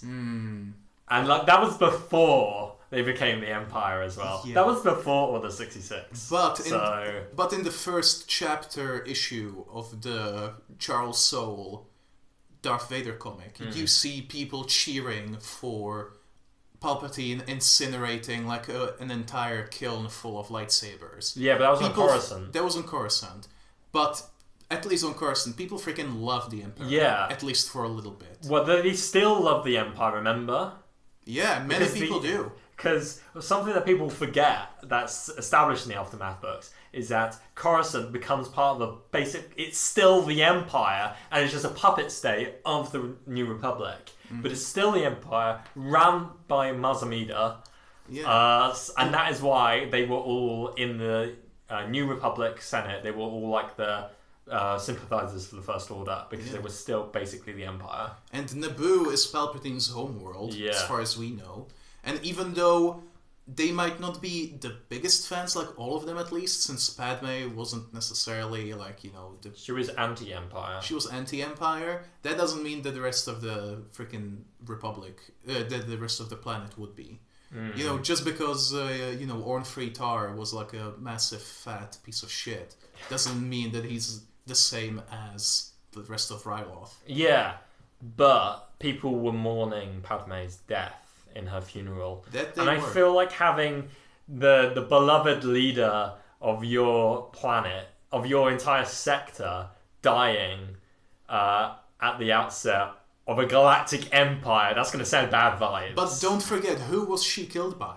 She was killed by Anakin. Yes, a Jedi. The bad people. But Anakin was not... He was celebrated, though. Anakin... This is true in Legends, and I'm pretty sure it's still kind of true in canon, that Anakin Skywalker was sort of called the Jedi who realized the rest of the Jedi were wrong. And he was the good one who was killed by the Jedi. So maybe they would try to spin it as Obi-Wan who killed him. Yeah, maybe. I mean, I feel like probably Bail Organa would say that's not true. But who's going to believe Bail Organa? He was a senator. He was, but maybe that's why you can't say it's not true. Because he's a senator and he'll just be killed. That's true. I guess we don't know. I don't think we have much of a clue if like people thought that Anakin was a good guy, or if they even like knew him at all. Yeah, but no, but Anakin was famous during the Clone Wars. Yeah, everyone, like, Anakin was a poster child of the Jedi. Of the Republic. Because you've got to think like how Palpatine's working. He wanted Anakin to be synonymous with like the good war effort, because his plan was to have Anakin be his right-hand man. Not as Darth Vader. As himself. He would have been Darth Vader, but I mean he would have kept his fucking face and not be under a robot mask. Yeah. So Palpatine wanted the galaxy to become accustomed to Anakin being the good guy, and his face as the face of the ideal military of the galaxy, if that makes sense. Interesting that they didn't try to like repair his face then. Oh, it was pretty fucked up. Well, at least like make his mask look like him. Imagine if it was like a form fit of like Anakin's face with his hair as well. It was just like, you know how you get those silicone masks of like a hard one, It's just like a black silicone mask of like Anakin's entire face, meshed with like on top of the Darth Vader suit. Not as in that way. I'm just imagining, like, you know how people do like super elaborate cosplays of like Darkseid or Apocalypse, but it's that, but just himself, just bigger. Big head Anakin. Yeah, bigger Anakin. Bigger Anakin. Oh my god. What if Bigger Luke was the son of Bigger Anakin? Oh my god, there were two of them. Padme didn't know. He had accelerated aging. He's actually just 10 years old. Bigger Luke is. Oh my god. I've seen people say that Omega is Palpatine's clone. Palpatine's female clone. I don't know. Well, they were saying hence the blonde hair. But no. Just no. Yeah, I know. It's kind of weird, but... Well, she might be like the last pre-Django clone, but that still doesn't make sense. No, because then she would have to be... Well, no, she wouldn't necessarily have accelerated aging. Yeah. Because Boba doesn't. It's true, and Boba's like 11 years old. Well, he would be 13 at the end of Clone Wars. Yeah, he was like one of the first clones. Exactly. It's... I don't know. What were we saying before? We were still talking about the Republic occupation. We were talking about Onderon or Naboo. I feel like Jar Jar's less likely to appear than... I think Bail Organa's more likely to appear than Jar Jar Binks. Mon Mothma, possibly. Yeah. I think it was Treaty of the Thousand Worlds or something like that. Yeah, but there's 1,000 planets that are... I don't think it was called Thousand Planets. It was called 1,000 planets, or 1,000 worlds, yeah. But I'm saying there was like 1,000 senators, basically, that were like anti-Empire at the very outset. Well, yeah. Well, even before it began. Yeah. Like against whatever. Yeah. But they were very careful not to sound like separatists. Yes. That's what Jimmy Smits himself said. Yeah. It would be cool to have Jimmy Smits reappear. He's going to be in Andor. Or at least his likeness. It would be cool, yeah. He's cool. I like him. They've got a model in Clone Wars. They sure do. From his Jar Jar team up. Yeah, what was that? Supply Lines? Supply Lines, yeah. The first episode in the Ryloth arc. Oh, yeah. I forgot. Yeah. Yeah, that takes place... It's in season 3, though, isn't it? It's in season 3. It takes place either before or immediately after Ambush. What's wrong with your chronology? Yeah, it's kind of messed up. But yeah. What's wrong with Jar Jar's face?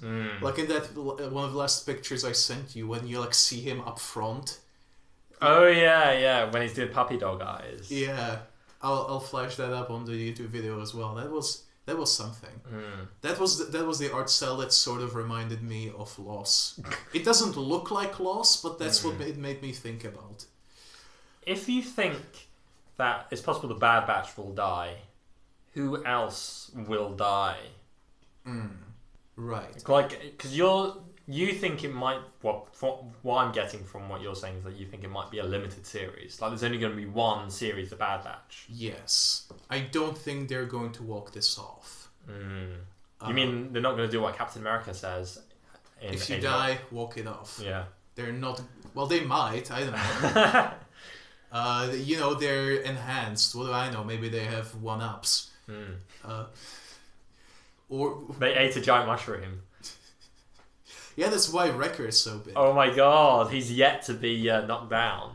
When Wrecker gets hit by something, he's going to turn into like the size of like Omega. Oh my god. Do you ever see Omega and Wrecker in the same shot? I mean, probably. Yeah, I'm pretty sure. Yes, you do. What if Omega is all of the Bad Batch's second life, and after they all die, she splits into fives? Oh. He's already dead. Spoilers. I'm sorry if you haven't watched Clone Wars yet, but you know. This is literally the sequel to Clone Wars. Yeah, so we should probably say that. We should have probably said that up front. Oh yeah. Well, this is at the end we can record like a little. This is going to be spoilers for all of Clone Wars. Yeah, we can take that out. This is going to be spoilers for all of Clone Wars. We can probably do it better than that, but we won't. But we won't. Who else might die? I don't know that anyone much else who shows up could die. Yeah. Because Sogura has to survive, Fennec Shan has to survive. Rex is going to appear. He has to survive. He's going to survive. Some other characters might show up who we don't know about. I think they're going to include a lot of the clone characters who disobeyed stuff. So I think we might see Cutler Quain. Hence why we go to Seleucami. Do we go to Seleucami? I'm pretty sure that was confirmed. Well, if they go to Seleucami, they're definitely going to see Cutler Quain. Yeah. That guy is the guy who quit the clone army and became a dad. Yeah. Well, they're not his kids. He's kind of like the Terminator in Dark Fate. Yeah. He's like a stepfather. On Seleucami. And I think he might appear. It's quite likely. They might, the Bad Batch could grow. Yeah. A little bit. They might, or it might be like in Logan, when they go to his house after like fixing his tractor or something, and then freaking Sabretooth is gonna show up. Yeah, and kill them all. Yeah. Well, Crosshair. Oh my God, no! So we already had one home invasion with Cutler Quain, and then we're gonna get another one from like Crosshair and Stormtroopers, clone Stormtroopers. So you're just gonna. Oh, I hope we don't see his kids die. I don't think they will kill kids. I mean, in the last episode of Clone Wars, the clones just executed the droids. Like all in a row. Like, they are cloned, the droids. Yeah, but I mean, I don't know. We will see. We'll see. I think he'll appear though. It's possible he could die. It's possible. We don't know much more about him. Is there anyone else who disobeyed orders? Well, we know there was the guy from Hidden Enemy. I don't think he was Slick.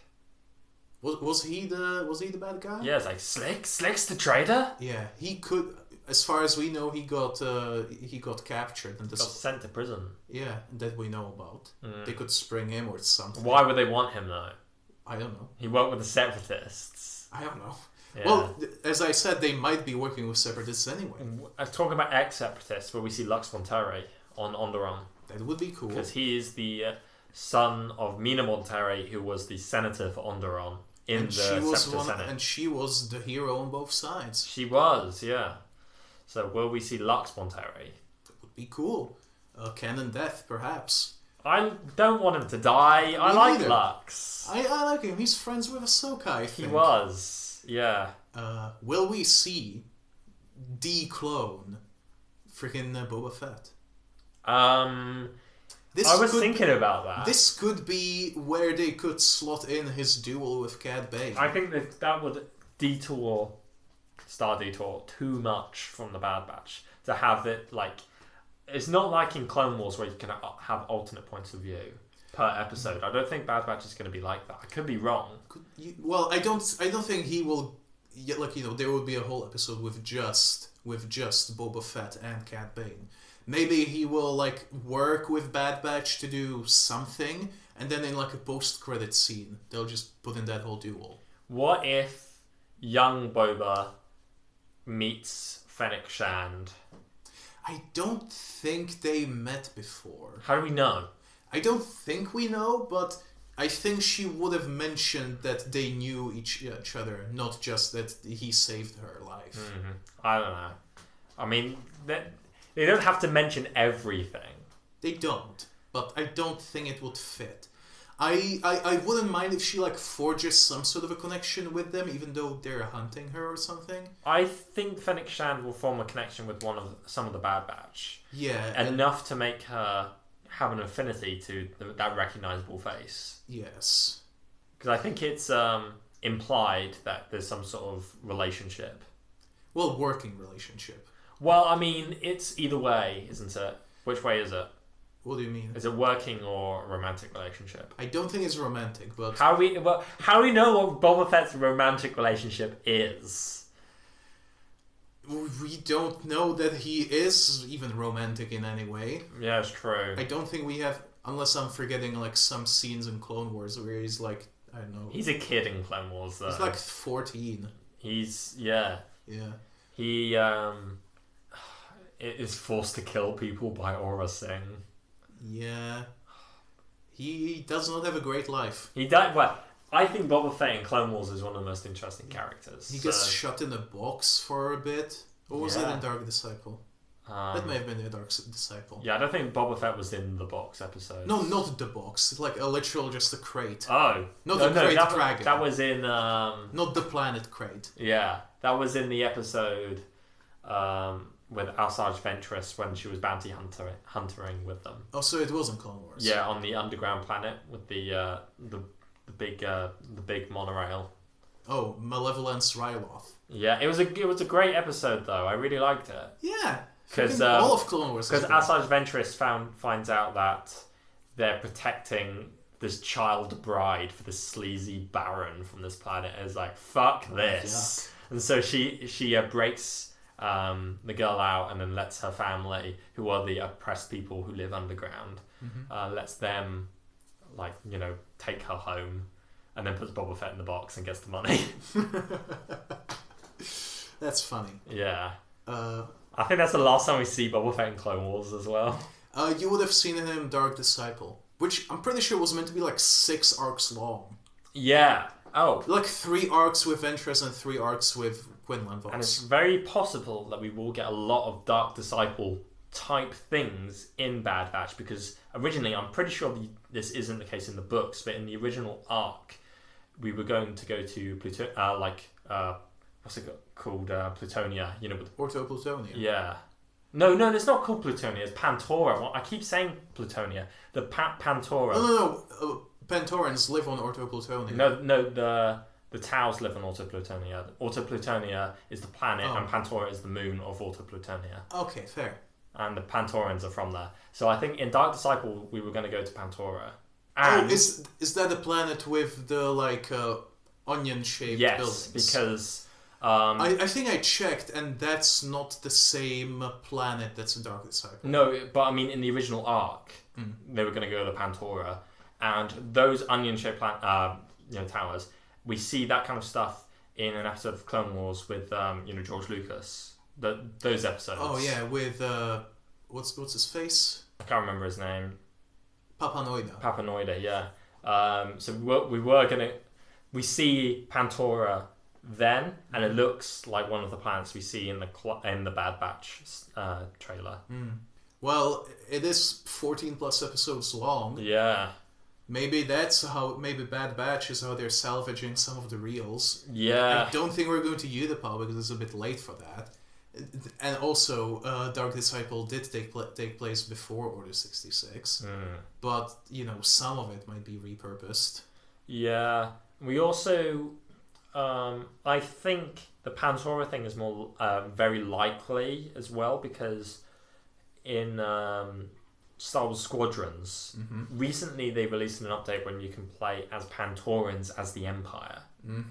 So, I think the Pantorans, being the imperialist bastards they were in Trespass, I think they will continue that and be pro-Empire at the very start.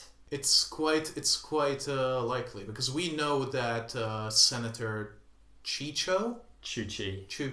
Yeah, Chicho was the chairman. Yeah. Chairman Chuchi and Senator Chicho. Yeah, Chairman Cho, yeah. But she got replaced by Papanoida. Yeah, and probably Papanoida is going to be replaced by someone else as well. Oh, what if we see George Lucas getting killed by a new chairman who is based on Kathleen Kennedy? It would be more likely that it would be based on Brie Larson. Oh, but Dave Filoni. Oh no, Dave Filoni's already got a likeness character, Trapper Wolf. Who says that he A, can't have 2 and B, can't kill Papanoida anyway? That would be awful though. We don't know anything about Trapper Wolf other than that he, I think, killed the brother maybe in Prisoner, and unless that was Carson Teva. And that he killed a lot of spiders. That's all we know about him. Yeah, that was Trapper Wolf. Carson Teva wasn't in that episode. In Prisoner? No, he wasn't in that episode. Oh, it was one of the directors, wasn't it? Yeah, it was all 3 of the directors. Ah, okay. in any case, we could see that, and I could see that, and we've already seen some possible things from Dark Disciple that happen. Yeah. The Night Sister bow being like the most surefire one. Right. Yeah, but I think they might be going to Pantora as well because presumably they would have created some of those models. Yeah. Before Clone Wars got cancelled. Mm-hmm.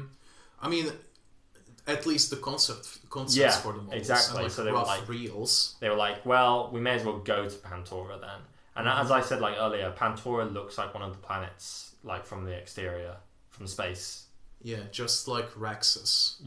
Yeah. Well, I'm not saying it looks like Raxus, but just like Raxus looks like one of the planets from the. Yeah, I mean, I would say I would go out on a limb and say 100% that is Raxus. But the one that looks like Pantora also looks like Bracca. It's interesting that Bracca is in these episodes. Bracca being the planet where you start in Jedi Fallen Order. Indeed, it's the one where the Venators are sort of dumped. Yeah, that's where we see Rex, I think. Yes. And I think it's also the same planet where they fight those strange droids. I think that might be a different planet. It could be, but the place looks like a rusty space Maybe thing. it's Nar Shaddaa.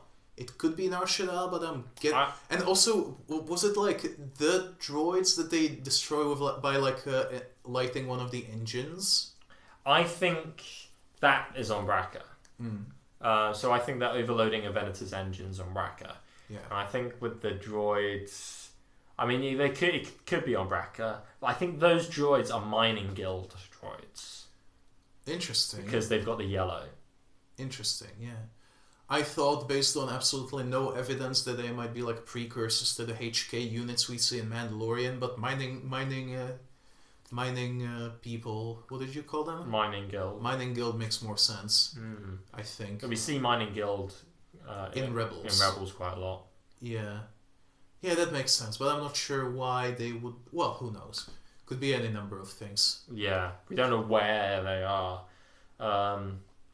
Yeah, speaking of droids, though, we do see when the Bad Batch are training on Kamino, we see some droids that look a lot like the DT droids from Rebels, from like the Winkathu job and stuff. Who, in turn, I think are like the first step towards the Dark Troopers. We see Thrawn training against basically the same model of droid in Rebels too. Yes. Who I think are pretty cool. And I wouldn't be surprised if... well, I am kind of surprised that they don't use them more. Yeah, well, maybe this is when they are going to use them. It's possible. We never see the K2 SO droids anymore. Well, yeah. We see them in Fallen Order, but I think they're too OP in that.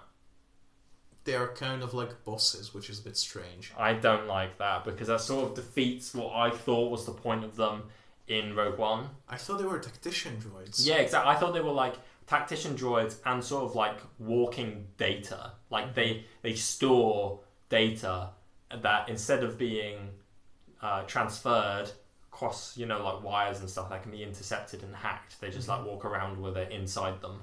And they just like boop, boop, boop, here you go. Yeah. Well, K2SO did manage to take down a bunch of people in Rebels, in Rogue One, and he wasn't that easy to take down. But Cal Kestis is a Jedi. Yeah, I know. Lightsaber. So I think Cal Kestis should be able to just fucking cut K2SO in half. Yeah, exactly. That's my main problem with Fallen Order, is that it seems like the lightsaber is more of a baseball bat than a lightsaber. That's interesting, because like when you fight like stormtroopers, it's like the opposite. Like they fall down faster than in most other games where you have a lightsaber. It usually takes like 1 or 2 hits. I still think that that's too many times. Should be 1 hit. In most cases, yeah. Because like I'm a fan of like people say a lot that Force Unleashed has a lot of baseball bat lightsaber stuff. But most of the time when you're fighting stormtroopers, if you've like maxed out your lightsaber stuff, you're killing everyone in 1 hit. That's pretty cool. In the Jedi Knight games, like Jedi Academy and Jedi Outcast, you're killing stormtroopers in 1 hit too. Yeah. Olo and KOTOR, that's the freaking epitome of baseball bat. God, I'm sorry. I'm glad that the remake of KOTOR is not going to have the same gameplay. Aren't all of that just rumors, though? Potentially. But if they are remaking KOTOR, that is actually happening. Is Asper doing that? Or is that still just a rumor? It's the company that did the ports. Which ports? The ports from to mobile and iPad, which are apparently very good ports. I would hope so. So they're doing a remaster. Or remake. I think the terms have been thrown around interchangeably. Some people have been saying that it's going to be bringing the story into canon, but I call bullshit. It's not. No. It's not going to bring it to canon. No way. Oh, it's also the people that basically made the MMO. Oh, that's fun. Yeah. I mean, technically, Rise of Skywalker brought it into canon. Revan is... You can see Revan on one of the things in the background. That's only in concept art. Is it? Yeah, unfortunately. Oh, So that means it's not canon. Decanonized! bam! Yeah. I mean, I don't care that much, and you prefer not to have Revan, so... Yeah. Because Freddy, famously, Freddy at Air-Deraan.com, is not a fan of Darth Revan at all. I just don't think he's that interesting. He's not like, oh, Mo Revan, most interesting character. Like, number one, he's not a character in KOTOR, because you are Revan. Number two, Revan as a character was created in Knights of the Old Republic 2, basically. And that's, you don't meet him. Everyone's just talking about stuff Revan did, which is interesting. But it doesn't make him, like, the most interesting character. And three... I don't know, it's just like... And you don't like the concept of Grey Jedi? I don't like the concept of Grey Jedi. Do you agree with Freddie Prinze Jr.? Yeah, Freddie Prinze Jr. was right in with the Grey Jedi rant. A lot of people said, oh my god, Freddie Prinze Jr. is the epitome of the worst kind of Lucasfilm employee. I was like, bruh, Freddie Prinze Jr. is right. Shut the fuck up.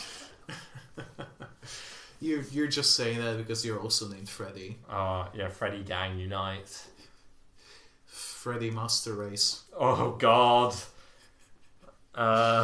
Imagine if the next freaking clone batch was just you. Oh, that'd be terrible. I'm not good at anything.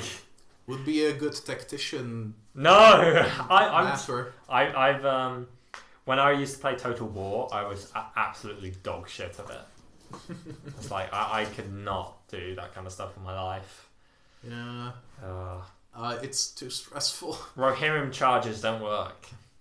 They don't. No, don't charge cavalry into pikes. I knew that already, idea, but yeah. I mean, it's just not going to work. Anyway, Star Wars. Yes. What were we? We were talking about Dark Disciple last, I think. Oh yeah, Zygerians are going to appear in this. At least one of them. And they're going to go to Zygeria. That's the planet where you see Hunter on his swoop bike. That seems to be Zygeria. Which is interesting because they don't go to Zygeria in the Zygerian arc in Clone Wars. They go to another planet then. The planet called Kadavo. Yeah. Escape from Kadavo. As in, yes. Which is an episode title I love. I think that's... I don't know. I just like that title. Escape from Blank is just a pretty good title for most things. Especially if you're friggin... what's his face? The father of a US agent. What's his name? Kurt Russell. Oh yeah, Escape from this podcast. Yeah. Which, Hunter looks like a cross between Rambo and Solid Snake, who was based on Wyatt Russell, so... Don't you mean Kurt Russell? Yes, I do. What's his name in Escape from LA and Escape from New York? Snake Plissken. Snake, yeah. So, you know, God, his name is Solid Snake. Wasn't even subtle, was he? And in Metal Gear 2, he goes by the alias Iroquois Pliskin. Fucking hell! How is that legal? Infinite ammo. I will make it legal. Or maybe what if a hunter says that? What, he does infinite ammo. Wait, what if he just says infinite ammo? I think he's going to say I have a bad feeling about this. Well, hunter. Yes. Ooh. Like, unless, like, literally everyone around them just becomes an unthinking Well, machine. when like Palpatine's doing a speech, it's like, we organized into the first galactic empire, and you just got Hunter going, psst, got a bad feeling about this. Maybe not that cartoonishly, but... What if he looks at the camera? It's like... Get a load of that guy. Well, now we sure do live in a society. Oh my god. There is a clone named Joker, isn't there? Yeah, he died though. Oh, is he one of the guys that died to the vulture hounds on Monkey Planet? What? Was it Joker, Meat, and another Lucky? Oh yeah, Joker, Me, and Lucky, something like that. His name wasn't Meat, surely. His name was Meat. No, he can't. No, his name was Flash. Flash. God, and he got eaten alive. I feel like that's worse than him being called Meat. Yeah. Oh god. Good times. Yike. Ooh. I mentioned earlier about Escape from Wakanda. Wakanda? What the f***? I mentioned earlier about the Wankathu job. And what is that again? that episode of Rebels with Hondo Oh. and the DT droids. Oh, yes. When- Where they get stuck in boxes. When Ezra, at the start of the episode, cuts a hole in the door and it just opens. And then later on, when they're escaping from the droids, he closes the door, but it doesn't work because he cut a hole in it. So the droids just keep firing through it and just step through it, which is one of the... I just thought it was great. But in that episode, I'm not sure if you can remember the transport ship. It's like a sort of as a wedge shaped with a load of containers on the back. Ah, yes, Antilles. Yeah, and we see that's where the ship where AP5 is from as well. Well, not the same one, but the same model. And we see that ship in the sizzle reel, and it's going towards Onderon. Nice! Yes. It all goes back to two things, Spunkstone and Onderon. Exactly. And as we've said, no spoilers, but when we go to Onderon, this podcast may be rebranded for that episode. We were going to be called on Air-Deraan for a little bit. Yeah, but we decided no, hardly anyone knows what Onderon. They would now. Well, hardly anyone gets what on Air-Deraan means anyway. That's true. So... Which is why I keep saying that, well, Star Wars Minute could rebrand. Tell us below, do you know what on Air-Deraan means? We've made that call out like 3 times. No one's commented. So I guess they know what it means. I guess. I hope. So, please leave a comment. Like and subscribe. No, that's banned. Unless you're doing a Star Wars character. I'm doing Hans Frater. Hans Frater. Yes. Will Hans Frater get an origin story in Bad Batch? It's a bit early for that. Will we see the Guavian, the Guavian Death Gang? What's it called? We had this entire conversation. I'm pretty sure before. it is the Guavian Death Gang. Will we see them? Is it? What are they called? It's not the Guavian Death Gang. It's something else. It's something. Let's look up Kanji Club. I'm gonna remember it as soon as the page. It is the loads. Guavian Death It's the Gang. Guavian Death Gang. That sounds like guano. Yeah, it does. The You're bird dead shit's man. Death Gang. Fear us. You're the dead man. Tell that to the Kanji Club. That's the worst Scottish accent I've ever seen. I think he's in Doctor Who, the actor. Who is he? He in the episode Eaters of Light. He is a Roman soldier. Yikes. Oh well. You're in an episode that casually pretends that Romans weren't homophobic as fuck. So, It's still better than weaponizing the master's race. that's what. Yeah, remember in Spyfall Part 2? Oh yeah. Spoilers, the master is Indian, I think. We need to stop ranting about Doctor Who and rant about Star Wars instead. Let's talk about the fucking Holo maneuver. No. No. But what we should talk about is, do you think the Bad Batch are going to leave the Empire on their own accord, or if they are going to be hunted? Like, when Tarkin says he wants the Bad Batch destroyed, is that a result of the Bad Batch trying to flee, or is that the start of those events? I think that they would probably want them dead either way, but that they do run away. I feel like the Bad Batch will realize that they are on borrowed time, and sooner or later the Empire is going to either just execute them or send them on a suicide mission. Yeah, well, they always get sent on suicide missions. Well, that's kind of their thing. But, like, stack the odds so much against them that they will just die. Yeah. And I think that they will leave, try to survive for a bit, and then just realize that they really should do something about this, otherwise they will be on the run forever. But when they start off on the run, and you would think that if they start off on the run, because they're still in their jammies, you would think if you were going to leave the Empire, you would put on your armor and then run away. Because when they were saying, Omega, are you with us? He's like, what can I do to help? They're still in their undersuit.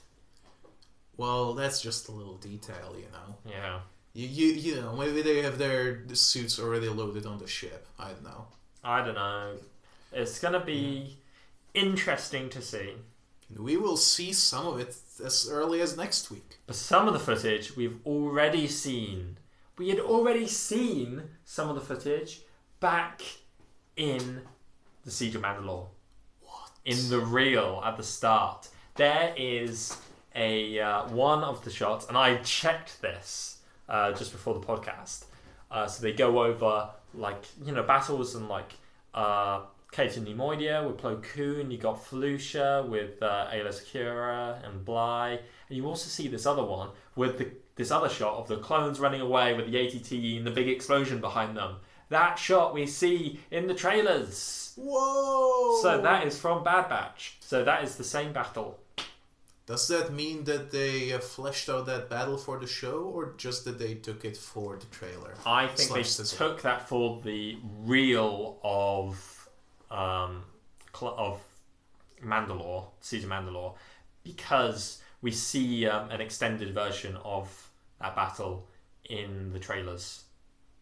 That's the one where Hunter is doing the flipping of the knife and puts it into his gauntlet.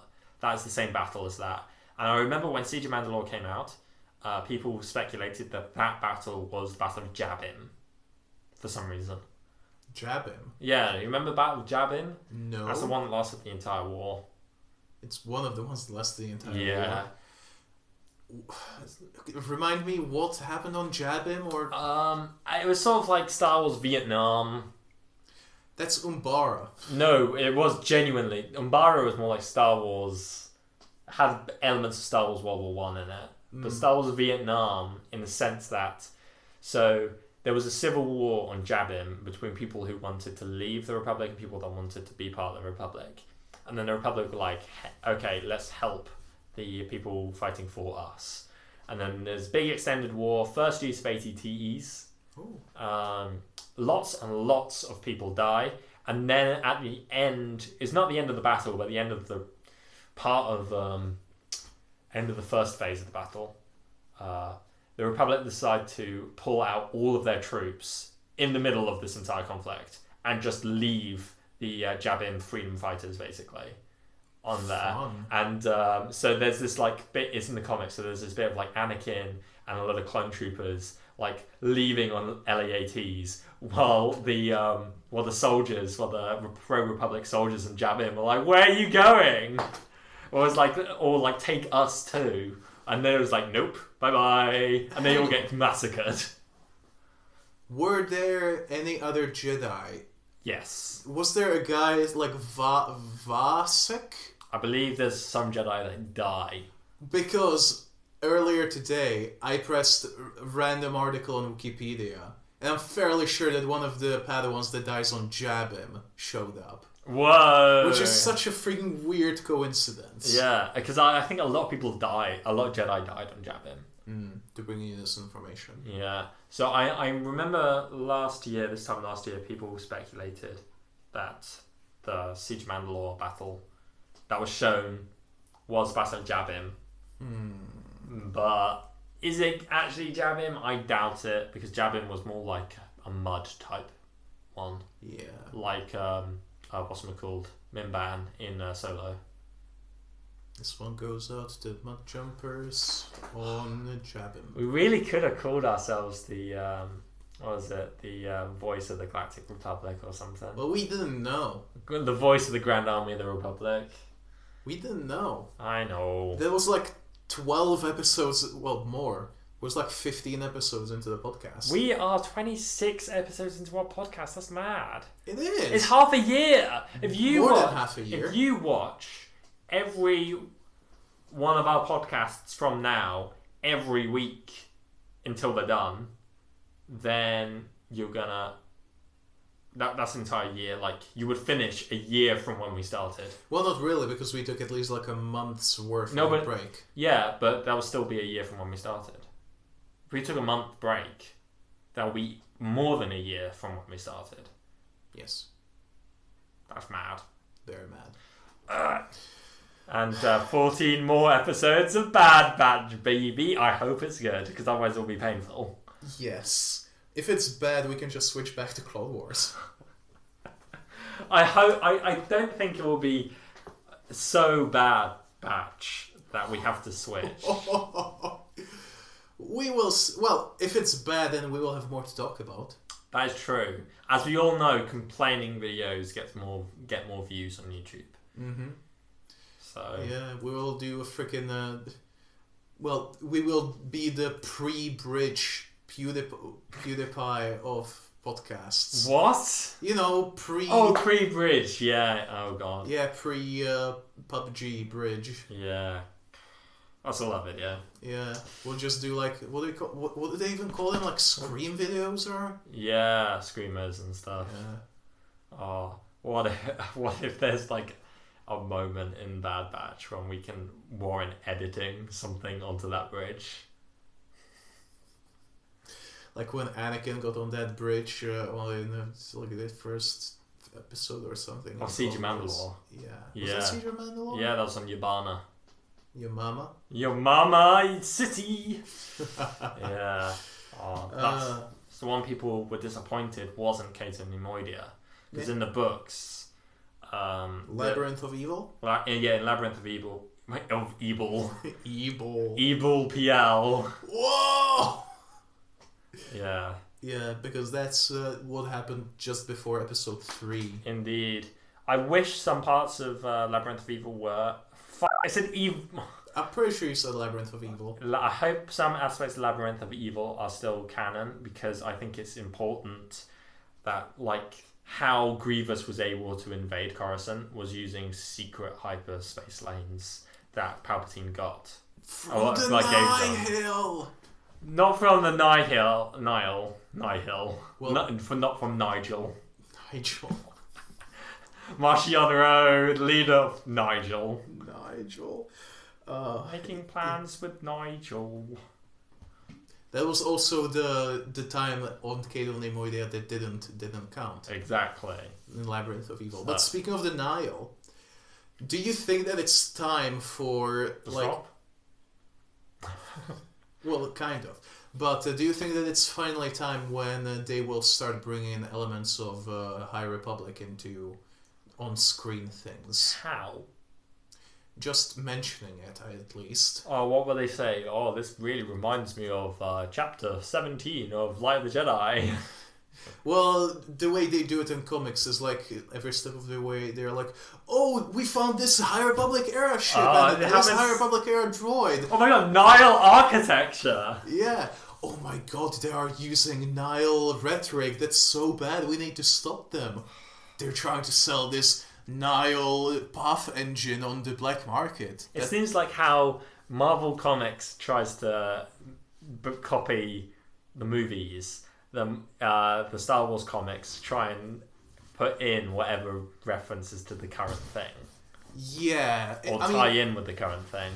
Not just, well, kind of. There's still movies as well, though. Yeah, episode 9 is like the basis of the current arc of Darth Vader. Apparently he's good. It's good. They didn't release a new issue since February. They really... chapter 11 is out. Yeah, that's the one that came out in February. Is it? Pretty sure. No, there's a big thing in it that I think is brand new. What Darth Vader riding a big Cthulhu monster? No, something else. Oh, maybe there was one. Yeah, because I'm not going to say what it is because I think it is a big spoiler, and it's pretty. I thought it was pretty interesting. Let me look it up. Don't look up the spoiler. That defeats the whole point. Well, I'm just gonna look up if Darth Vader issue 11 exists. Yeah, that's what I just said. Issue 11 does exist. But maybe we're just talking about different things.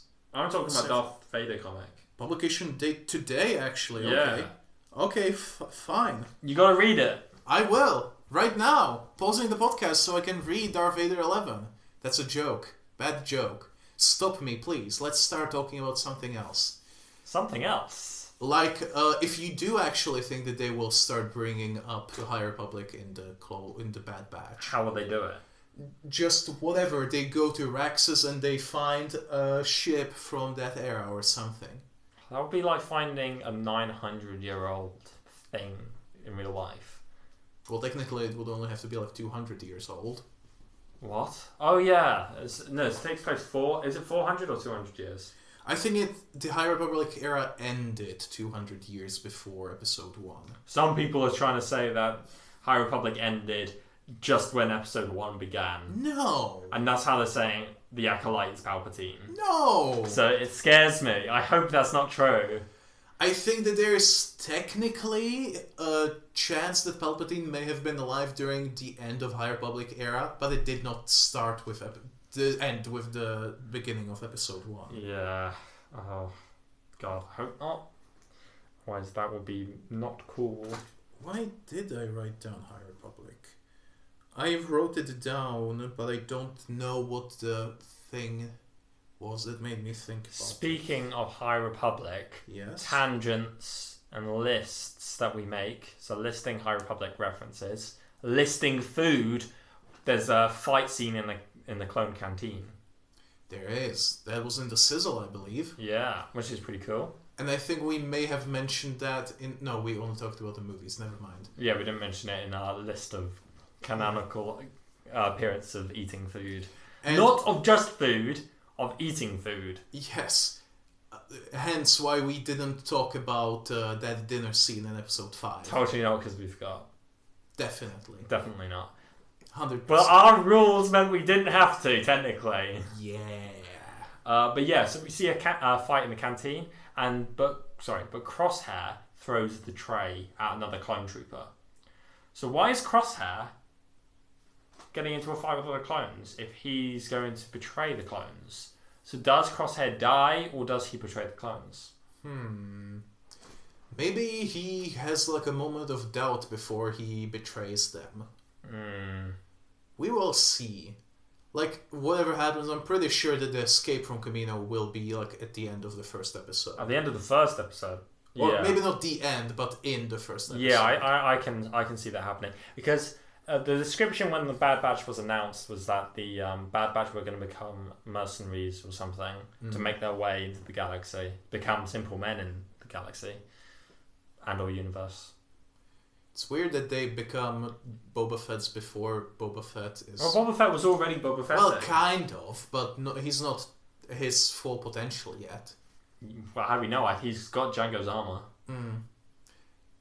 Did he have it? He had it this whole time, didn't he? Maybe not the whole time, but he definitely had it when he got shot in the head by Cad Bane. He definitely had it when he put a bomb in it to try to kill Windu. I think that was a fake one. Ah, it could have been. Because, I mean, it blew up. It's Beskar. So, oh yeah, that's true. I think. Yeah. Maybe. I don't remember Boba Fett getting it back. Me neither. But, yeah. Let's assume that it was fake. That makes sense. Yeah, maybe. Add some shrapnel to that bomb. didn't work out anyway. But I killed that clone trooper that tripped the mine. Yeah, that was end of season 2. Yeah, one of my favorite bits because Boba Fett's cool. Boba Fett was pretty cool. It was like had the whole the clone trooper was like saying, "What are you doing? We're brothers." "You're not my brother." And then he shoots him. And it's like, oh my god, Jeebus. this is crazy. So imagine, like, being in Boba Fett's situation. Everyone has got your dad's face. Your dad was killed by the guy leading the armies of your dad. And you are your dad.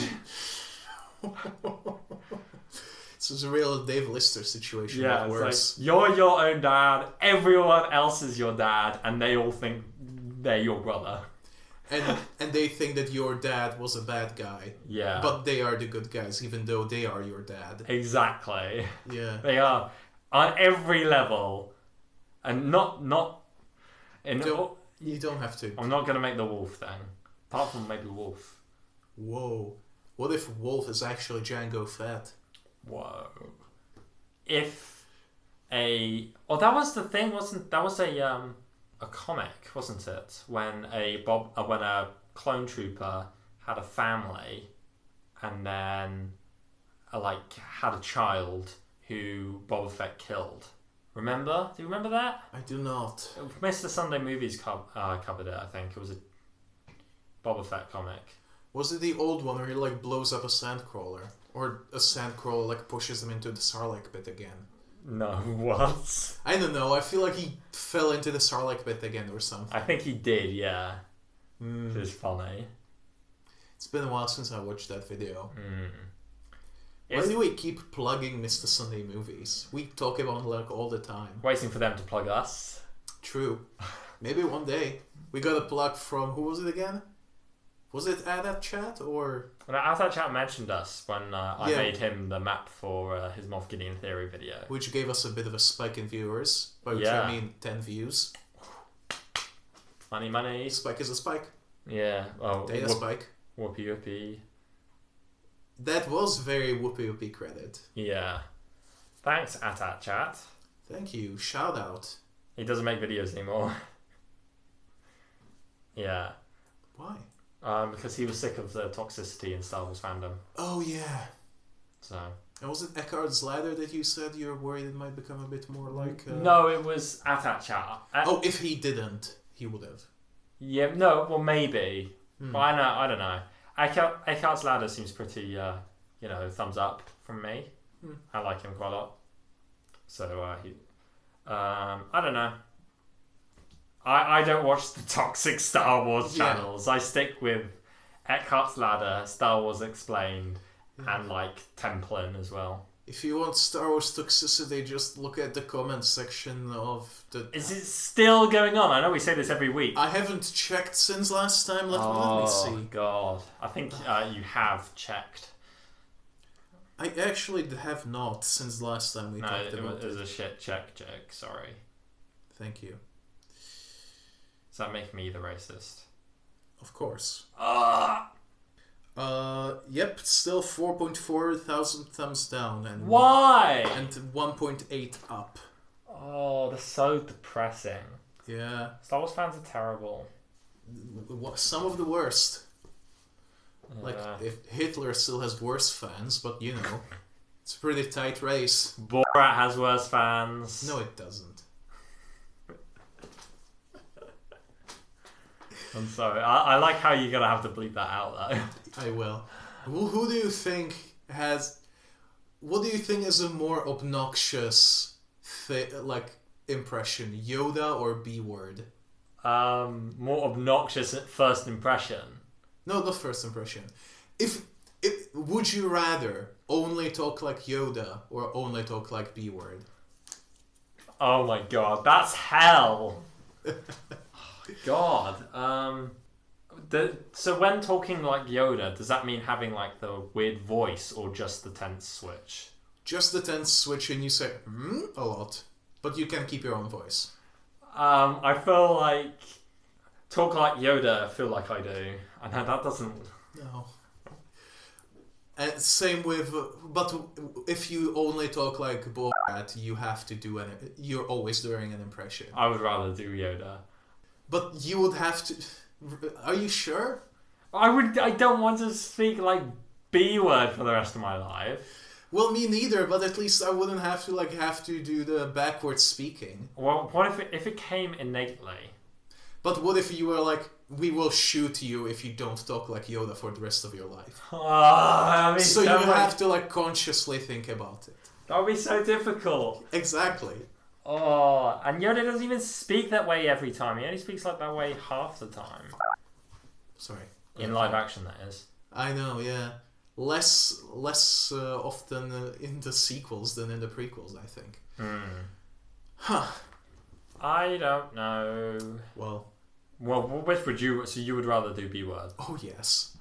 Just because you secretly want to do that anyway. No! Even if you don't have a gun pointed to your head. I'm just saying, I'm already foreign. I already do weird voice stuff anyway. I like to do thumbs up. Although I've noticed that I've been doing that much more since our My Droid days. Since I used to do finger guns, and I just stopped extending my... Where do finger guns come from? Like, finger guns... What do you mean? That was, like, in a thing recently, wasn't it? Like, finger guns. It's a bisexual thing. That might be why. Apparently. Bionicle. It's a bionicle thing. As referenced in You Don't Mess With the Zohan. What? Yeah, he like punches through a car or something, and the guy says like, "The hell are you, a bionicle?" And you're like, No, I only like women. What? Fucking hell! I didn't know that. It's a fucking Adam Sandler movie. Of course, it's gonna be stupid.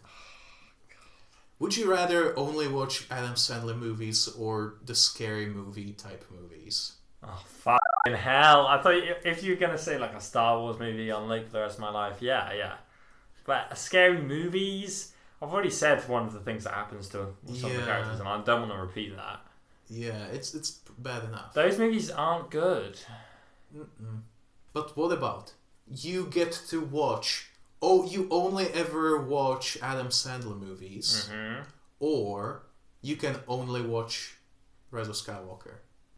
I feel like I just won't watch movies. TV's got enough going. I think TV is the future of Star Wars. Yeah. Unironically, because on TV you don't have to do like galaxy shattering things. Yeah. Which the movies seem to be locked into. Yeah, like, Solo didn't do it. Yeah, Solo didn't do it. And no one watched Solo, so... Rip. Yeah. I'm still so angry about that. Yeah. I would have loved an actual Solo 2. Was Blue Bantha Milko's Solo 2 actually good? It's about on par with episode 10, I would say. So it's not an actual story? It kind of is, but probably less so. Less of a story than the I don't know, it's tough to say. Oh my god. It's a lot of Boba Fett slowly eating chicken. The thing is that Solo has a lot of unresolved plot points that will never be resolved if it doesn't get a sequel. They were going to, at least allegedly, they were going to build like a whole like pocket universe like of the underground stuff. Oh, I would have loved around that. Crimson Dawn. That would have been so cool. Yeah. And now we're never going to get that. Unless they bring it back like they brought unresolved plot points from Clone Wars. I don't know. They're not releasing as many Star Wars books anymore as they used to. Well, it's they probably had to cut down on them for some reason. Yeah, because The Greater Good has just released, like 2 days ago or something. We're not getting another High Republic book until like June. Yeah, which is a way away. Yeah. And Into the Dark released like at least a month ago. Wait, Into the Dark only released a month ago? It was a while ago. Oh. It was probably more than a month. I think it was more than a month. It was like February, I think. Yeah. Late February, anyway. Yeah. So, I would. Oh no, we had the last Alphabet Squadron book released reasonably recently. Yeah, it's not a dearth. What's a dearth? Dad, I'd like. No. Well, that I'd like, if anything. That's a Scooby-Doo. No. That I'd like a cookie from. I think it's like I think I'm thinking just like like a drought. What's a drought? Oh, a drought. Drought. Sorry. I'm foreign, okay? Stop making me the racist. You're doing a good enough job of that. Doing a good enough. I was gonna say good enough Jawa. Reminds me of job. I remember year 2 when I was in a Good class. enough jobber. When I was learning how to spell in year 2, I had you had these little classes, these extra classes, and then to be like spelling words, and then spelling jaws. And I said to the person, it was like if you add an extra A after the W, it becomes Jawas. Which was like, what the fuck's a Jawa? I've got too high of an IQ for year 2. To be fair, you were. I was not that. I was like 6. I've been in this fight since I was 6 years old. You are the Cassian Andor of children. Whoa, does that mean I'm gonna die with my eyes open like Cassian Andor did? It means that you're going to shoot me when I can't climb. Does that mean I'm gonna make the calculations myself? Or it means that we die hugging. Aww. Yeah. Platonically, like him and Jin. Yeah, because they weren't a couple. Yeah, unless Jin survives riding Cassian Andor's dead body. Or was that the other way when we talked about Rogue 2? That's Swiss Army Man. Yeah, that is. He just farts her all the way to Coruscant or somewhere. Whoa. Remember when we were discussing what our version of Rogue 2 would have been? What? No! Yeah, that's how it happened. Like, either Jin or Cassian Andor have, like, very bad burns, but they survive Scarif somehow. I would hate that, though. And they, like, steal the plans for Death Star 2 or something. I don't know. Oh my god. It was probably in Cassian Andor Revival Tour, but we definitely discussed the Rogue 2. That doesn't sound like something I would genuinely like, though. No, it's meme predictions, like Yeah. Jar Jar... Suicide bombing. Suicide Yeah, but bomb wouldn't we look super smart if he does do that? We will if we do put it in our bingo. Yeah. I mean, I don't think it's the most ridiculous thing. Well, Jar Jar being helpful, yes. Jar Jar being the one who blows up Kamino, no. Yeah.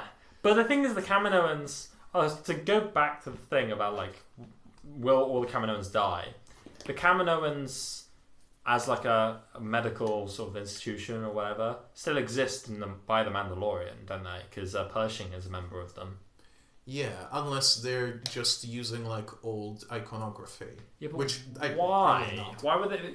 If it was destroyed in the first year after the Clone Wars, why would they keep using it more than 20 years later? Tough to say. I don't think that all Kaminoans will die. Probably not even that all cloning ever will end, but they'll probably not be able to do it as well and or efficiently. I don't know. It's tough to say. It'll be interesting to see the logic behind why they stop. It is possible that they won't touch up on that at all. And that would make me sad, because that's literally one of the main things I want to see. Yeah, it is possible that it will just be, the adventures that they go on, and it will literally be like an 80s cartoon. Oh my god, if it is like that, that would be bad. Yeah. If it's just the fan service parts of Mando Season 2. But for 16 weeks. The thing is that I do think the fan service parts... I do think the Jedi is the worst part of The Mandalorian. I stand by that, actually. Either season? I think the Gunslinger's probably a weaker episode, but I dislike it less. Even though I think it's worse. Does that make sense? Yeah. Yeah, it was a little rough. Buddy. That was rough, buddy. But I would say that the heiress, while On Air-Deraan. while visually better looking, was written about as poorly and clunkily as the Jedi, if not worse. I disagree, but everyone's entitled to their opinion. Even if I'm wrong. Even if you're wrong. Unless my opinion hurts someone. Yeah. Heard that. People that are mean, don't do it. Don't do it. Have you ever tried not being mean? Stop it. Get some help. Yeah. Should we... do you have something else you want to bring up, or should we move on to our predictions for light side, dark side, and the one in the middle, the Bendu? Yeah, I think that would be good. Oh yeah, I forgot to... I like how that was actually audible on the last recording, us hitting our heads. Especially since you cried out. Yeah. No, but I mean the thunk. So, have you got a prediction for what could be your light side or one of your light sides for Bad Batch? I have even though we've just said that, meeting all the people might be like the bad parts of Mandalorian, I have a feeling that it will be done well. Yeah. To the point, because like all of it, meeting most people will make sense, because many of them are like loose threads and we don't know where they were for like 15 years. So it makes sense to check in with them at that period. And I think that will be one of the light sides. Checking in with Rex and seeing where he ends up, seeing Saw Gerrera transforming from where he is in Clone Wars to where he is in Rebels. Whoever else we end up meeting up, if it's Boba Fett, I probably don't want Vader to be there.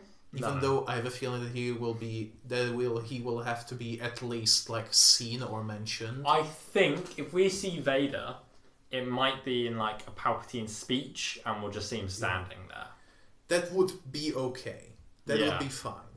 But I don't want him to be a part of the story. No, neither. I think it'll be kind of weird. Even as like somewhat minimally as he was in Series 1 of Rebels or Series 2. Not Series 2. Yeah. Point being, I'm pretty confident that they will do it right. Yeah, I also think that it will wrap up those the loose ends of Clone Wars quite well, or at least weave them so that they connect with where their stories continue in. A character. Before I say my light side or whatever, I do want to say with wrapping up characters and stuff and showing where they are. I think that it's possible we might see how Gregor and Wolf got their inhibitor chips taken out, and how Gregor didn't fucking die, because we literally see him blow up at the end of the droid arc. Well, we see an explosion in the background in the penultimate episode of the arc. Yeah, where he was, and we don't see him again. So unless it's a different clone called Gregor, which is pretty far fetched. What if he is just like schizophrenic and just like doesn't realize? What do you mean? What do you mean? Like he thinks he's Gregor, like the commander, but he's actually not. That would be interesting. I don't think I want that to happen. No, neither. Yeah. Oh well. We will have to see him, I guess. Yeah. Yeah. And Wolf. Definitely. Trapper Wolf. Trapper Wolf. Baby Trapper Wolf. We could see. So what's his name? His name's Trapper. Trapper Wolf. What if his name is just... What if he doesn't have a name and he traps Wolf?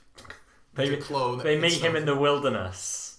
Yeah. And it's like, what are you, some kind of wolf trapper? And he's like, Like this I do. Name my Will Trapper Wolf. No, he types in wolf trapper on a census spreadsheet. So trapper, wolf. Yeah. No, he types in wolf trapper, but doesn't realise it's surname first. So then he becomes Trapper Wolf, and he's like, gosh dang it! This is even worse than Han Solo. But not as bad as Hans Freighter.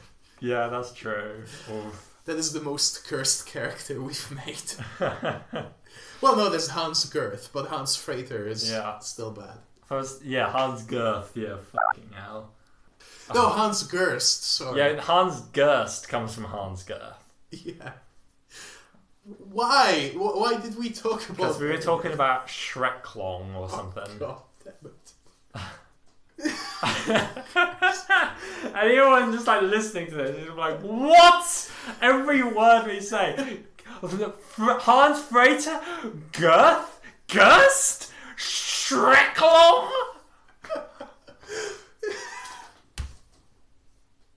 I'm sorry. It's Shreeness, by the way. Shriemus. Shreeness. Is that the name of a character in Harry Potter? Yeah, Shreeness Finnegan. Oh, God. Anyway, something positive, unlike this cursed thing. I think that a light side that's going to shine is the variety in locations. I think that... What? What variety in Lothals? Well, 100% not going to see Lothal. Probably not, no. But I do think we are going to see a lot of planets, a lot of new places. There's 14 episodes. Think of how the Clone Wars did it. You might have gone to the same planet once or twice. So I think minimum it's going to be like 6 planets we visit. Oh yes. Minimum.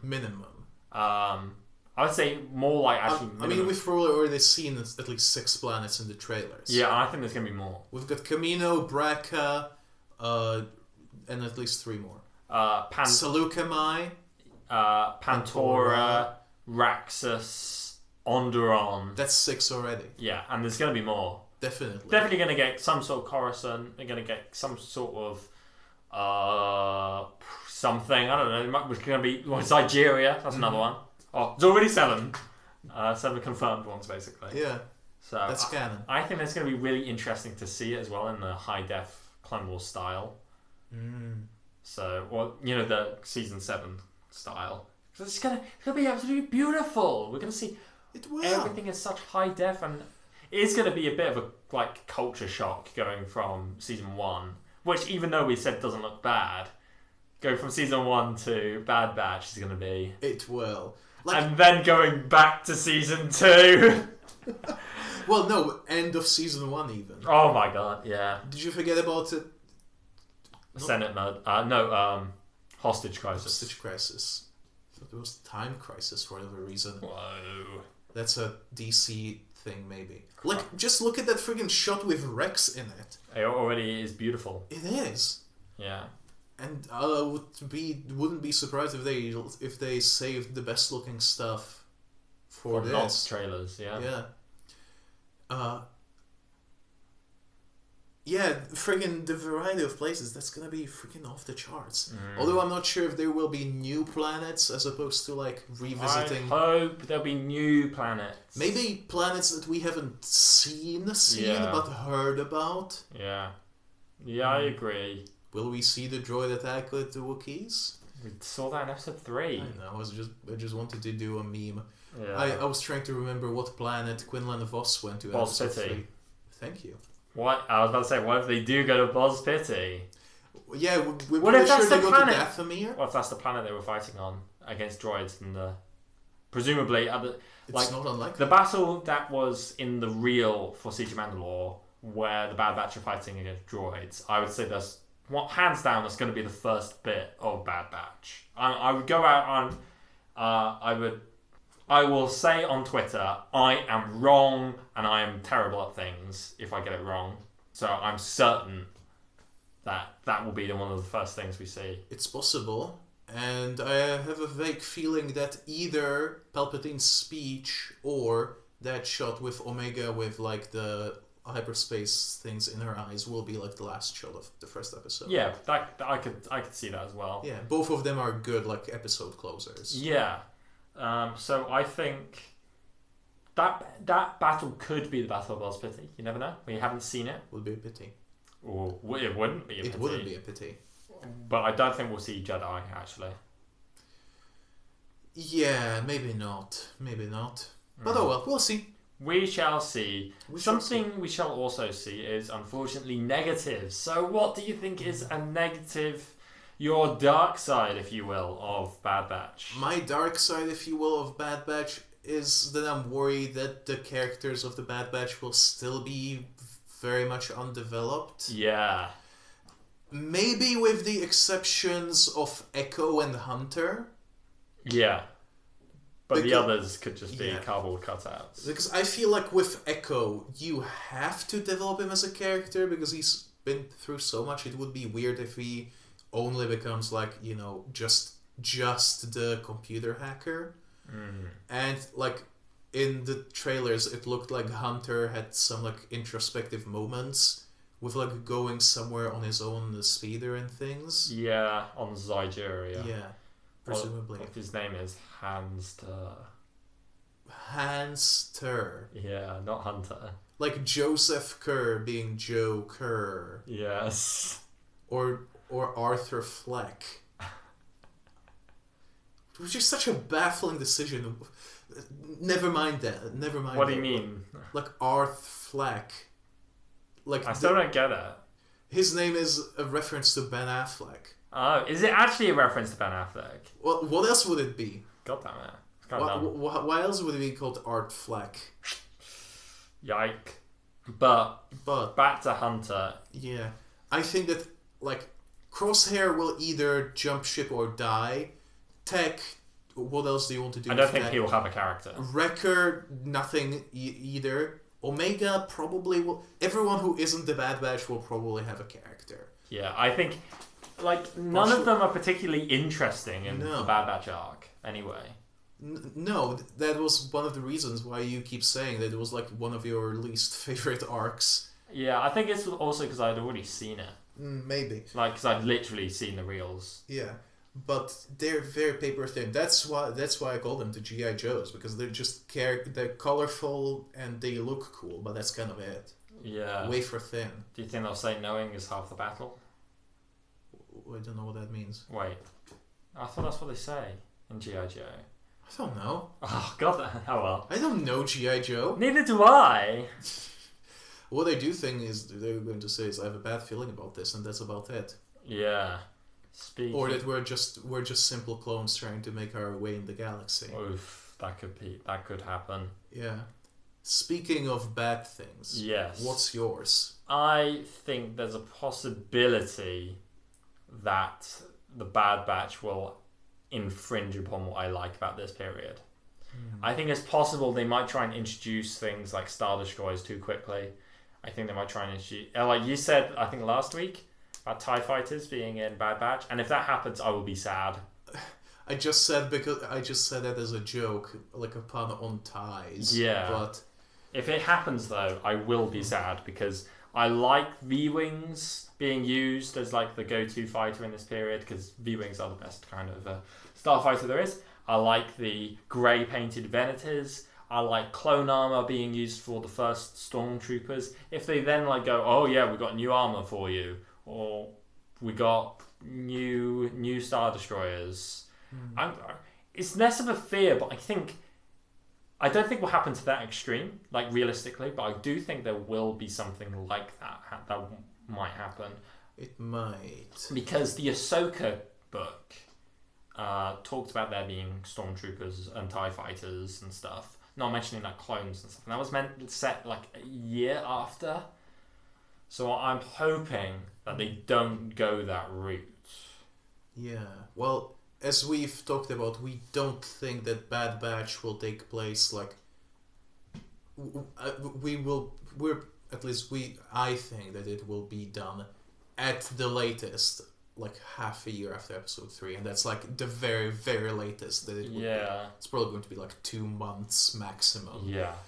But I am hoping that they don't do that, because like they did go at least as far to like create like a new era in like timelines of like the Star Wars universe before you had like Clone Wars era, Rebellion era, and like basically just those two. Yeah. Then they added like the Dark Times they call it Now they call it the Reign of the Empire. Which is between Clone Wars and the Galactic Civil War. But the thing is that Jedi Fallen Order is set then, and it does everything that I just said that I don't want. When exactly does it take place? 4 years after. And which I personally think is way too soon for Star Destroyers, TIE Fighters, and Stormtroopers. Because that means they would be using those for 15 years, which I don't like. I don't like that idea. Yeah. On screen-wise, the only two things to take place in Reign of the Empire are Solo and Bad Batch. Yeah. And it would be just so strange if they changed everything about their loadout in weeks. And Solo takes place 10 years before A New Hope. So I can reconcile that, I think. So 8, 9 years after Episode 3. Yeah, I can sort of reconcile that, I think. Luke is 19. Yeah. Okay. Meanwhile, Han is about 10 years older than him. So, yeah. So I just... I don't know. I just want it to have the nice transition period where Clone Wars era things are still being used by the Empire, where the Republic where the Empire is basically the Republic during the Clone Wars, but it's just changed in all but name, and it's just changed in name, and then you start to realize we were the Empire the whole time. It's like a gotcha because that's the truth. That's what happened. The truth is the truth. Indeed. Very, very, very, very legit concern. But something that is neither really a concern or necessarily positive. What do you think will be a one in the middle, the Bendu. A curiosity? A curiosity, if you will. A curiosity, if you might say. Say like a random reference you think might happen, or something that could happen. Okay, why don't we start with yours this time then? I think actually there is a possibility we might see the Crumb Bomber. The Crumb Bomber? I think we could actually see it. It is a possibility. It appeared in both Rebels and freaking Resistance. Yeah. That would be an interesting thing. If you haven't seen our last episode, the Crumb Bomber, we talked about it. We talked about it this episode. Yeah. It's an LAAT with Salacious B. Crumb. Well, not the same one, but maybe. Could be. It's called a Crumb Bomber. It doesn't make sense if it's not him. But it's possible we might see... I think it's possible we might see that design somewhere. Not necessarily on an LAAT. Oh, I think it'll be interesting to see more of the Imperial era gunships that we see in the Darth Vader comic being used. But I doubt they will have the Crumb Bomber art on them. But I think something else could, maybe. Maybe on some graffiti. A repurposed graffiti type thing. It's possible. I mean, the latest that we've seen it in Resistance, it was just wall art. Yeah. So I think you could see the Crumb Bomber in that sense. Yeah. Maybe if there's a bar themed after the war. Yeah. Yeah, where people LARP as clones or something. Oh my god, imagine! Maybe not LARP as clones, but LARP as Jedi or something. But the Jedi would be war criminals, and people LARP as war criminals now, so... Yeah, oh no. They do, don't they? What if neo-Nazis but Jedi? Oh no! Neo-Jedi, I hate that. So that means, so would they be actually bad guys, or would they be the good guys? If they were the good guys, it would be bad vibes. But... That's kind of what the whole Rebel Alliance are. Because they're basically, think of it from the perspective of a galactic citizen, that the Jedi, they were this order of monks that were the warriors of the galaxy, and they tried to overthrow the Republic in a coup. They're the bad guys.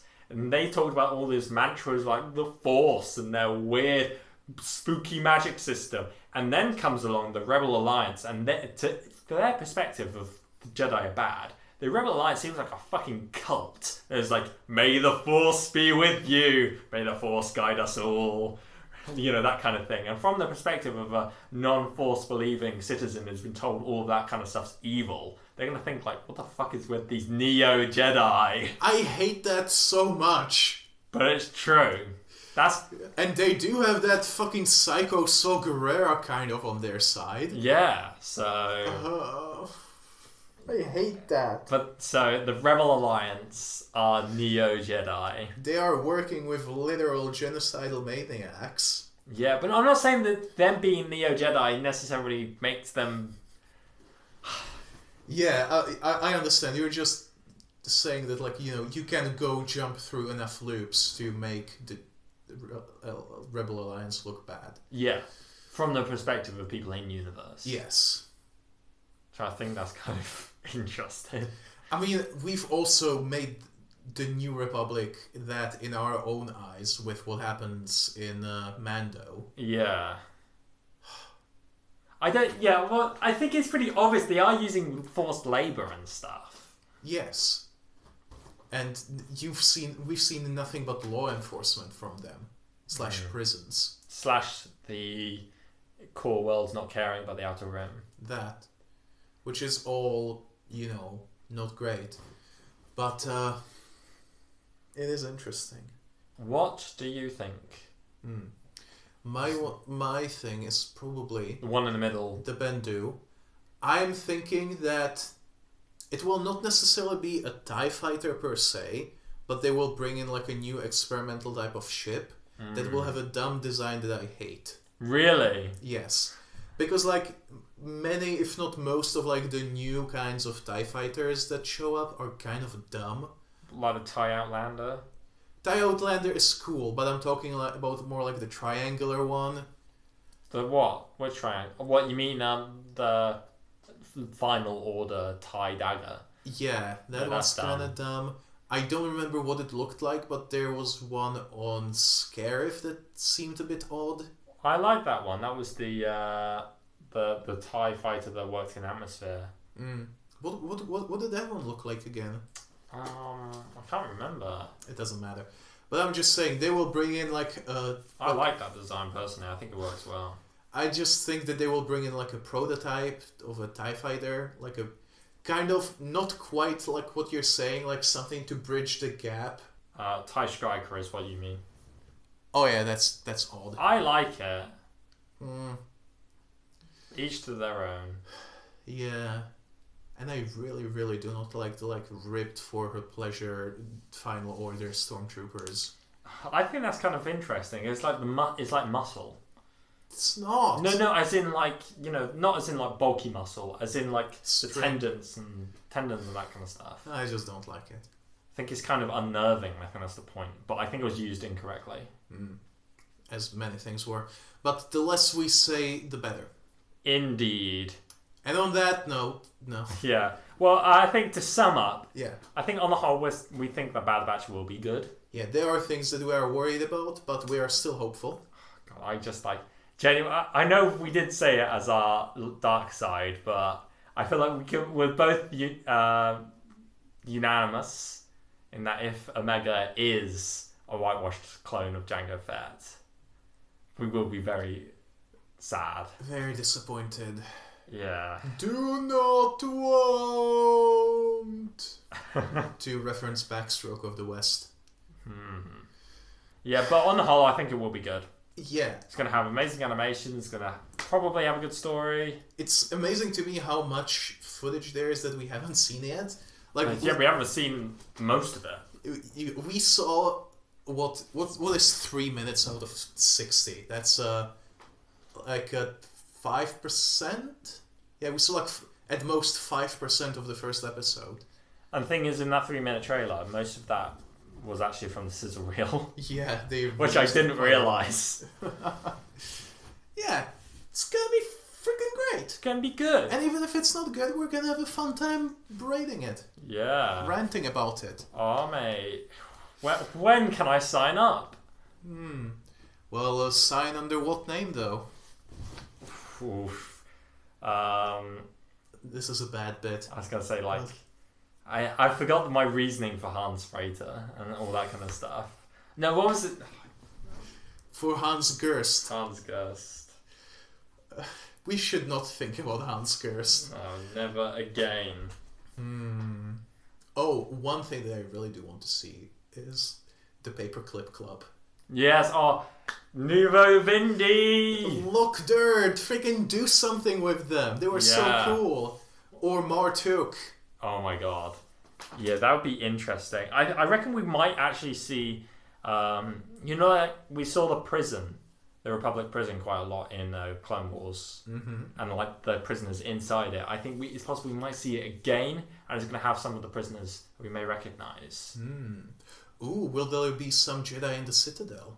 Did it blow up? It did blow up. Never they mind didn't that. use the Citadel anymore. That we know about. Ooh.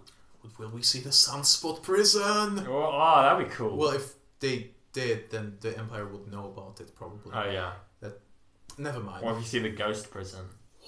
From Darth Vader and the Ghost prison. I haven't read that. I have no idea what it's about. I just know that Mr. Sunday Movies talked about it. I read the first couple issues, and I really like it. And it's set in this transition period. Then I should probably track it down. Yeah. After Darth Vader 11. Yes, which you should read. Which, you know what? Let's freaking end this clown show so I can go watch it right now. Go watch it! Go read it right now. Yeah. You've been Freddy, I've been Vojta. And go follow us on Twitter at Air-Deraan, all one word. Yeah, send us an email at Air-Deraan@gmail.com. Or subscribe to us on YouTube, maybe here, or just type in Air-Deraan on YouTube. Or check us out on other podcast services of your choice. Yeah, we're on Castbacks, we're on Spotify, we're on Podbean, we're on so many things. Not iTunes. No, because thumbs down, we don't have Apple. Yeah. Apple hates us. They don't.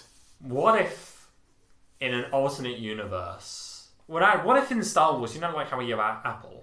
They have the Jogan fruit. Whoa! Introducing the Jogan fruit, Dengar. Dengar. I don't know. Oh my god. If Boba Fett is Bango Bango, what's Dengar? He's not a Mandalorian. What? He doesn't count. So he's not like Dingle Dango. What would be Dingle Dango? I don't know. He would be Dango Bango, but that's already Din Djarin. I would like to see Dengar though. He's cool.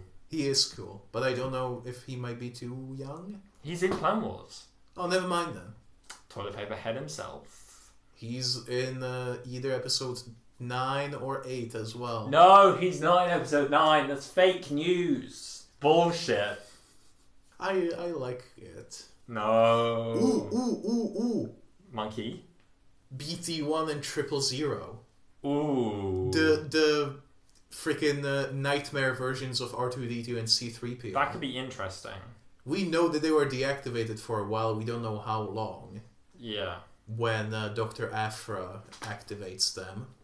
Yeah. So, yeah, Dr. Aphra is definitely too young to be in this in any proper role. Young Dr. Aphra?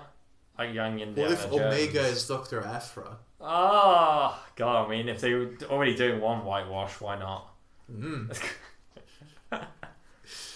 What if Dr. Aphra is just... Never mind. Omega is young Cassian Andor. Whoa! I wouldn't mind if Cassian Andor was trans. That would be cool. Yeah, but blonde...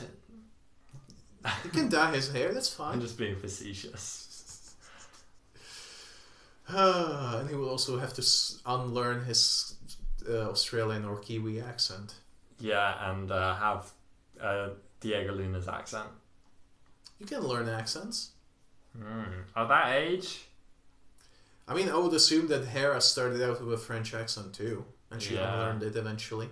I find it funny how they decided they didn't want one of the main characters of the show to have a French accent. Why would you want that? Oof. What? If you're listening to us from France, f*** you. And if you're listening to us from anywhere in the world, goodbye. You may fire when ready.